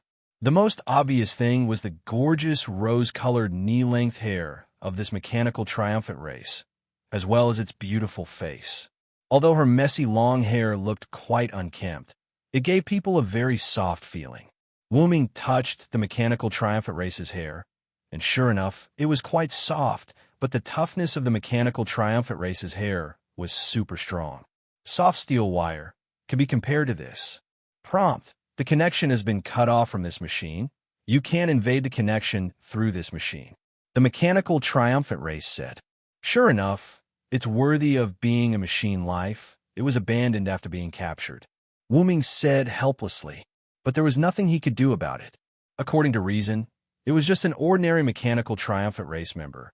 He was afraid that the other party wouldn't choose to fight against an unknown enemy who could knock out a dragon spirit with one punch.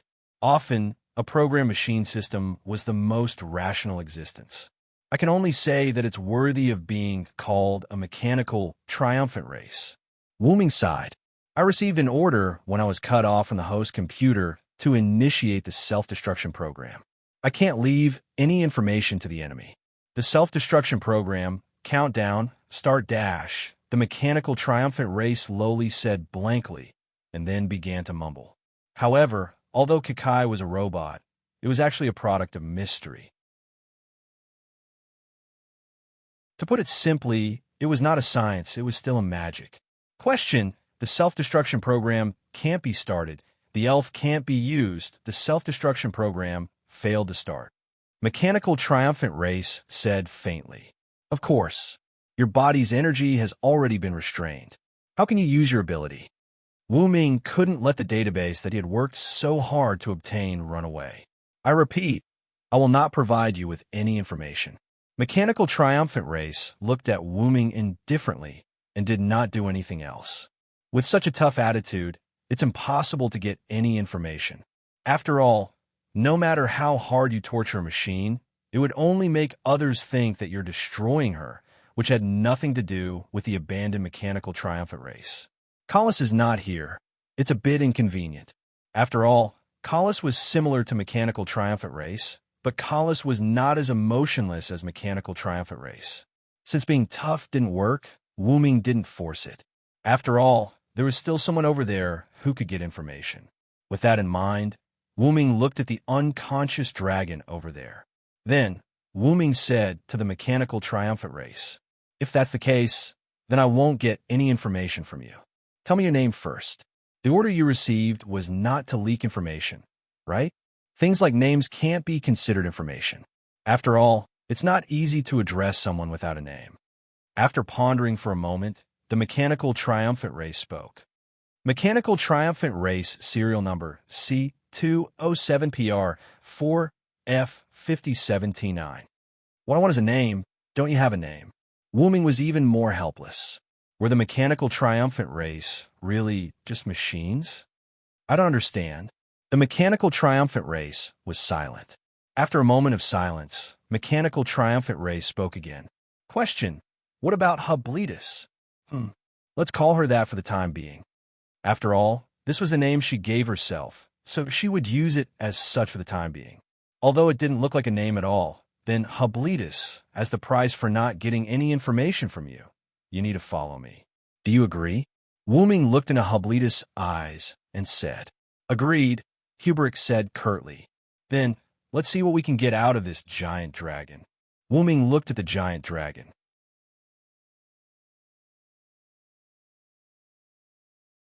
Chapter 414. After that, Wuming gently woke up the dragon that was unable to move due to the broken bones in its body. Later, under the dragon's horrified expression, Wuming successfully gently extracted a lot of information. This world was called Dispode. It was a world where gods existed. These gods were called Old Deus. The energy of this world was not magic, but a kind of energy called spirit. That's right, it was the energy with life on Wuming's finger. Phantasma, created by God. There were all kinds of phantasma, so there was no uniform appearance. Dragonia, created by God, had the appearance of a dragon. It had extremely high magic ability and magic resistance, and its physical fitness was also extremely strong. It could also use its past and future power in the present. It could be said to be an extremely powerful race. Gigant, created by the gods. As the name suggested, The giants were extremely tall and had extremely strong physical attributes. They were a powerful race that could compete with the dragon goblins. They had always been on good terms with the goblins. The Skywings, flugel, were god-killing weapons created by God. They had extremely powerful strength that could kill god species. They looked like a group of humans with wings and had extremely long lifespans. They were currently living in a city formed by the fantasy breed of Bonnyheim. They had built a city in the sky called a Bonnyheim. In addition, they were also a race with a strong thirst for knowledge. Because of this thirst for knowledge, they would collect all kinds of books. They once emptied all the books in the capital of forest elves. When it came to Skywing, they had to talk about the god who created them, the god of war Artesius. According to what Wu Ming learned from the dragon spirit seed, the god spirit seed Arthas was the most powerful god spirit among all the gods. According to gossip, these Skywing were actually created by Artesius to kill him. So he felt that he was too strong and no one could defeat him. So he created god of war Artesius to fight him. Wu Ming was quite interested in this god of war. The forest elves were created by the gods and created a large variety of magic. Their characteristic was their long ears. In terms of magic attainment, they could be said to be the strongest existence among all species. Goblins were created by the gods. They had dark skin and looked like the dwarves in the myths who forged weapons for the gods. Although their magical attainments were not as good as the forest goblins, they were not to be underestimated. Strictly speaking, the goblins' magical attainments were in the aspect of manufacturing. They were able to create magical tools and weapons. It was said that the goblins had even created a magic airship. The fairy race was created by God and could be said to be in existence similar to the forest elves. They had an extremely good relationship with the forest elves and were allies. Ex Machina, created by God, usually acted in groups. The Ex Machina were basically linked together, existing in the form of the internet. The Mechai species had super advanced calculation abilities. Through the Mechai species' equipment and their own abilities, refracting the dragon breath of the dragon elite species was a piece of cake. Other than that, as long as they had been attacked once or seen a strategy, it would no longer be useful. Moreover, they could design the same weapon. In theory, they could be infinitely powerful. It was simply a bug. However, they could be said to be a group of people who would not attack others unless they were attacked. As long as no one provoked them, they would not provoke others for no reason. God knows what that dragon elite species did to provoke the Mechai species. The Demonia race was created by God. In simple terms, they were some demons that lived on the earth. The giant centipede that Wu Ming encountered before belonged to the Demonia race. Speaking of which, the god who created this race was really disgusting. Wu Ming thought of those tentacles and mucus again. The damper race was created by God. In simple terms, they were life forms similar to vampires. They could not live without sucking blood. Lunamana, a race created by God on the huge red moon. By the way, there were 2 moons in this world, and they existed both day and night. Rather than calling them moons, it would be more accurate to call them satellites that were extremely close to this planet and moved in the same orbit. The Werbeast race was created by God. They were basically beastmen. They did not have elves in their body, and they could not use magic, but they had physical abilities that surpassed the limit. The serene race was created by God. They could only live in the water and could not go ashore. They looked like mermaids. Because all of them were women, they needed men from other races to help them produce offspring. Because the serene race had rich water essence in their body, a kind of elves, they had the ability to attract other elves, and having water essence in their body was equivalent to having a natural charm skill, so it was quite helpful for the serene race to reproduce. In addition to these races, there was also a kind of intellectual creature, human beings. Human beings were not created by God. Not only did they not have elves in their body, they could not use magic, and they did not have excellent physical fitness like the orc race. It could be said that human beings were the weakest intellectual creatures. Therefore, human beings were not called human race by other races, they were simply called human beings. But that was not a big deal. Even if they were weak, they could still survive in this big family of many races. Just like in a fairy tale, the world created God, and God created various races, which made the world more colorful. It was originally like this: the gods and the various races they created lived peacefully in the world. Then, because of the selfish desires of their creators, several races went to war with each other under the command of their creators. The powerful gods, because they all wanted to be the only god, began an endless battle to compete for the throne of the only god. According to the dragon spirit, the war that affected the world has lasted for a year, and it was not very clear when it started. The races that went to war kept fighting, and the races that didn't want to go to war kept quiet. But according to the dragon spirit, those races that didn't want to go to war were killed by other gods, so they didn't go to war. After all, the races went to war because of the order of their creators. However, it was good to have one less enemy, and other races didn't bother them. But only human beings, other races didn't pay attention to them. Even if they were affected, they wouldn't care. Even other races didn't regard human beings as a life form on the same level as themselves. Why was that? The dragon spirit said the reason: because human beings were weak. Wu Ming also guessed that a race that was not created by God, had a short lifespan, had no elves in their body, couldn't use magic, had low physical fitness, and posed no threat. How could they be valued by other races? The weak had no right to speak. That was the cruelty of the world.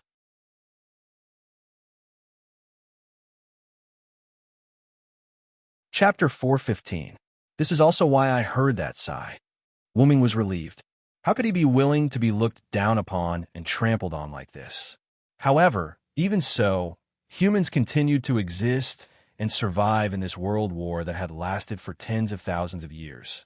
No matter how desperate or unfavorable it was, humans still continued to struggle at death's door. As expected, this is how humans should be. Wu Ming walked on the road and smiled. Hippolytus followed behind Wu Ming obediently. Facing Wu Ming's smile, Hippolytus was very puzzled. I'm puzzled. Why is Nameless smiling so happily? The human race was clearly on the verge of collapse. Hippolytus can't understand. By the way, Hippolytus asked Wu Ming for his name after he had a name, but we told him that he was just a nameless passerby and didn't need to remember. Therefore, Hippolytus called Wu Ming Nameless. This made no difference to Wu Ming. After Wu Ming heard Hippolytus's question, he stopped and turned around. But even so, humans continue to live. Don't underestimate humans too much, Hippolytus. Maybe at some point, humans will do something unexpected. Hippolytus tilted his head, still puzzled. Hippolytus, I don't understand. Also, because Wu Ming had asked Hubrick to call himself by his name, since he already had a name, he didn't need to call himself this machine anymore. Therefore, Hubrick changed this machine to Hubrick. However, Wu Ming simply patted her head in the face of such a Hubrick. You really don't understand now, but I'll think of a way to make you understand. Wu Ming smiled. Even if he couldn't get information from Hippolytus, Wu Ming didn't let him go. Therefore, Wu Ming had a plan to let Keikai gain feelings. It was clearly a life created by God, but it had no feelings whether it was taken away or not. This was the only thing that made Wu Ming quite unhappy. Therefore, Wu Ming set two small goals. He wanted to save the humans of this world and let Keikai have feelings. Then, does this have anything to do with what Ben Hubrick is wearing? Hubrick pointed at the clothes he was wearing.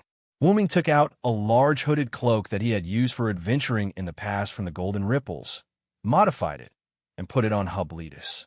By the way, Wu Ming was now wearing a hooded cloak that he once used for adventuring. Hubrick is a Keikai species. Hubrick doesn't need to wear clothes.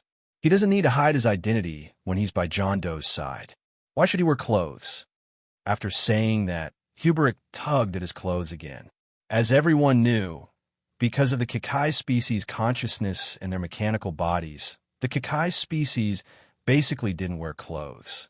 The only cover they wore was the armor that they would only wear in battle. Although they weren't as attractive as the human body. Cough, cough. At least that's what Wu Ming thought.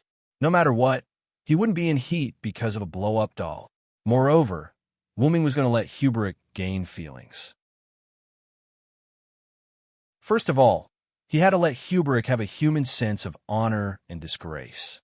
Most importantly, who the F***ck knew that Kakai species usually didn't wear clothes. All Wuming had already given up. After all, Huberic was still at the level of treating him as a tool. He couldn't rush it. Let's take it slow. Well, actually, my identity is very mysterious. In order not to expose me, I put you in disguise. Wuming explained awkwardly. Yes, by the way, the Earth Dragon spirit that Wuming questioned had been healed and released by Wuming. It would be great if the Earth Dragon spirit didn't expose Wuming's information, but it would be even better if he passed on the news of Wuming to other races. He broke and even shattered all the bones of an adult Earth Dragon spirit with one punch, and it was done with mercy. Wuming estimated that if this news reached the ears of the god of war Artesius, he would probably be very excited, because even the Skywing species, known as the god-killing weapon, needs everyone to work together to suppress an adult Earth Dragon spirit like me. Even the person from the Skywing species had to risk his life to barely suppress an adult Earth Dragon spirit like me. But you actually defeated me with one punch. Who the hell are you? These were the words of the extremely weak Earth Dragon spirit at that time. To be honest, the Earth Dragon spirit really had an advantage in this world. Resistance to magic, extremely strong magic abilities, the ability to gather the power of the future and the past for use in the present, and an extremely strong physical body. It could be said that a long time ago, in addition to the god species occupying the top position and the fantasy species being rare, the second most powerful race was the Earth Dragon spirit. However, unfortunately, that could only be in the past. Now, the Earth Dragon spirit was almost out of people. Hint, the Kakai species had once fought with the Dragon Essence species. In the end, all the members of the Dragon Essence species that participated in the battle were wiped out. Previously, when Wuming was puzzled, Zayubrik explained as such. Although Zayubrik did not tell Wuming the specific situation, Wuming could almost guess it. The Earth Dragon Spirit had used the ability to copy the Earth Dragon Spirit's attack and attack the Earth Dragon Spirit, wiping out all the Earth Dragon Spirit that participated in the battle. As a result, there weren't many Dragon Essence seeds left now. Coincidentally, the creator of the Earth Dragon Spirit had died. As a result, the Earth Dragon Spirit was at an even greater disadvantage. At that time, the Earth Dragon Spirit had also looked at Zayubrik with resentment. It seemed that the battle between the Earth Dragon Spirit and the Earth Dragon Spirit was not an accident. By the way, according to the Earth Dragon Spirit, after witnessing the power of the Earth Dragon Spirit, the various races had ordered that they were strictly prohibited from provoking the Earth Dragon Spirit. Back to the topic, if the Earth Dragon Spirit spread the news, although other races and even gods would be vigilant, it would pose a threat to the various gods and races. An unknown powerhouse, comparable to the god species, was wandering casually on the ground. Once this news spread, the other races would pay attention when they fought wantonly. If they accidentally provoked that unknown expert, it would definitely be a business that would only be a loss. So, where's John Doe going? Zayubrik asked. Of course, it's a place where there are humans, Wuming said without hesitation. Firstly, he would be able to observe and help the humans of this world. Secondly, if he wanted Zayubrik to have human emotions, he would have to let her live in the human world. As for Wuming, he was just a non-human who understood humans very well. Then, let's set a small goal first. Find the humans. With that said, two figures, one big and one small, wearing black cloaks, walked in a certain direction, moving forward unhurriedly. You're tuning into the Warrior Lore YouTube channel. Don't forget to subscribe and join us on this journey to catch the most captivating stories.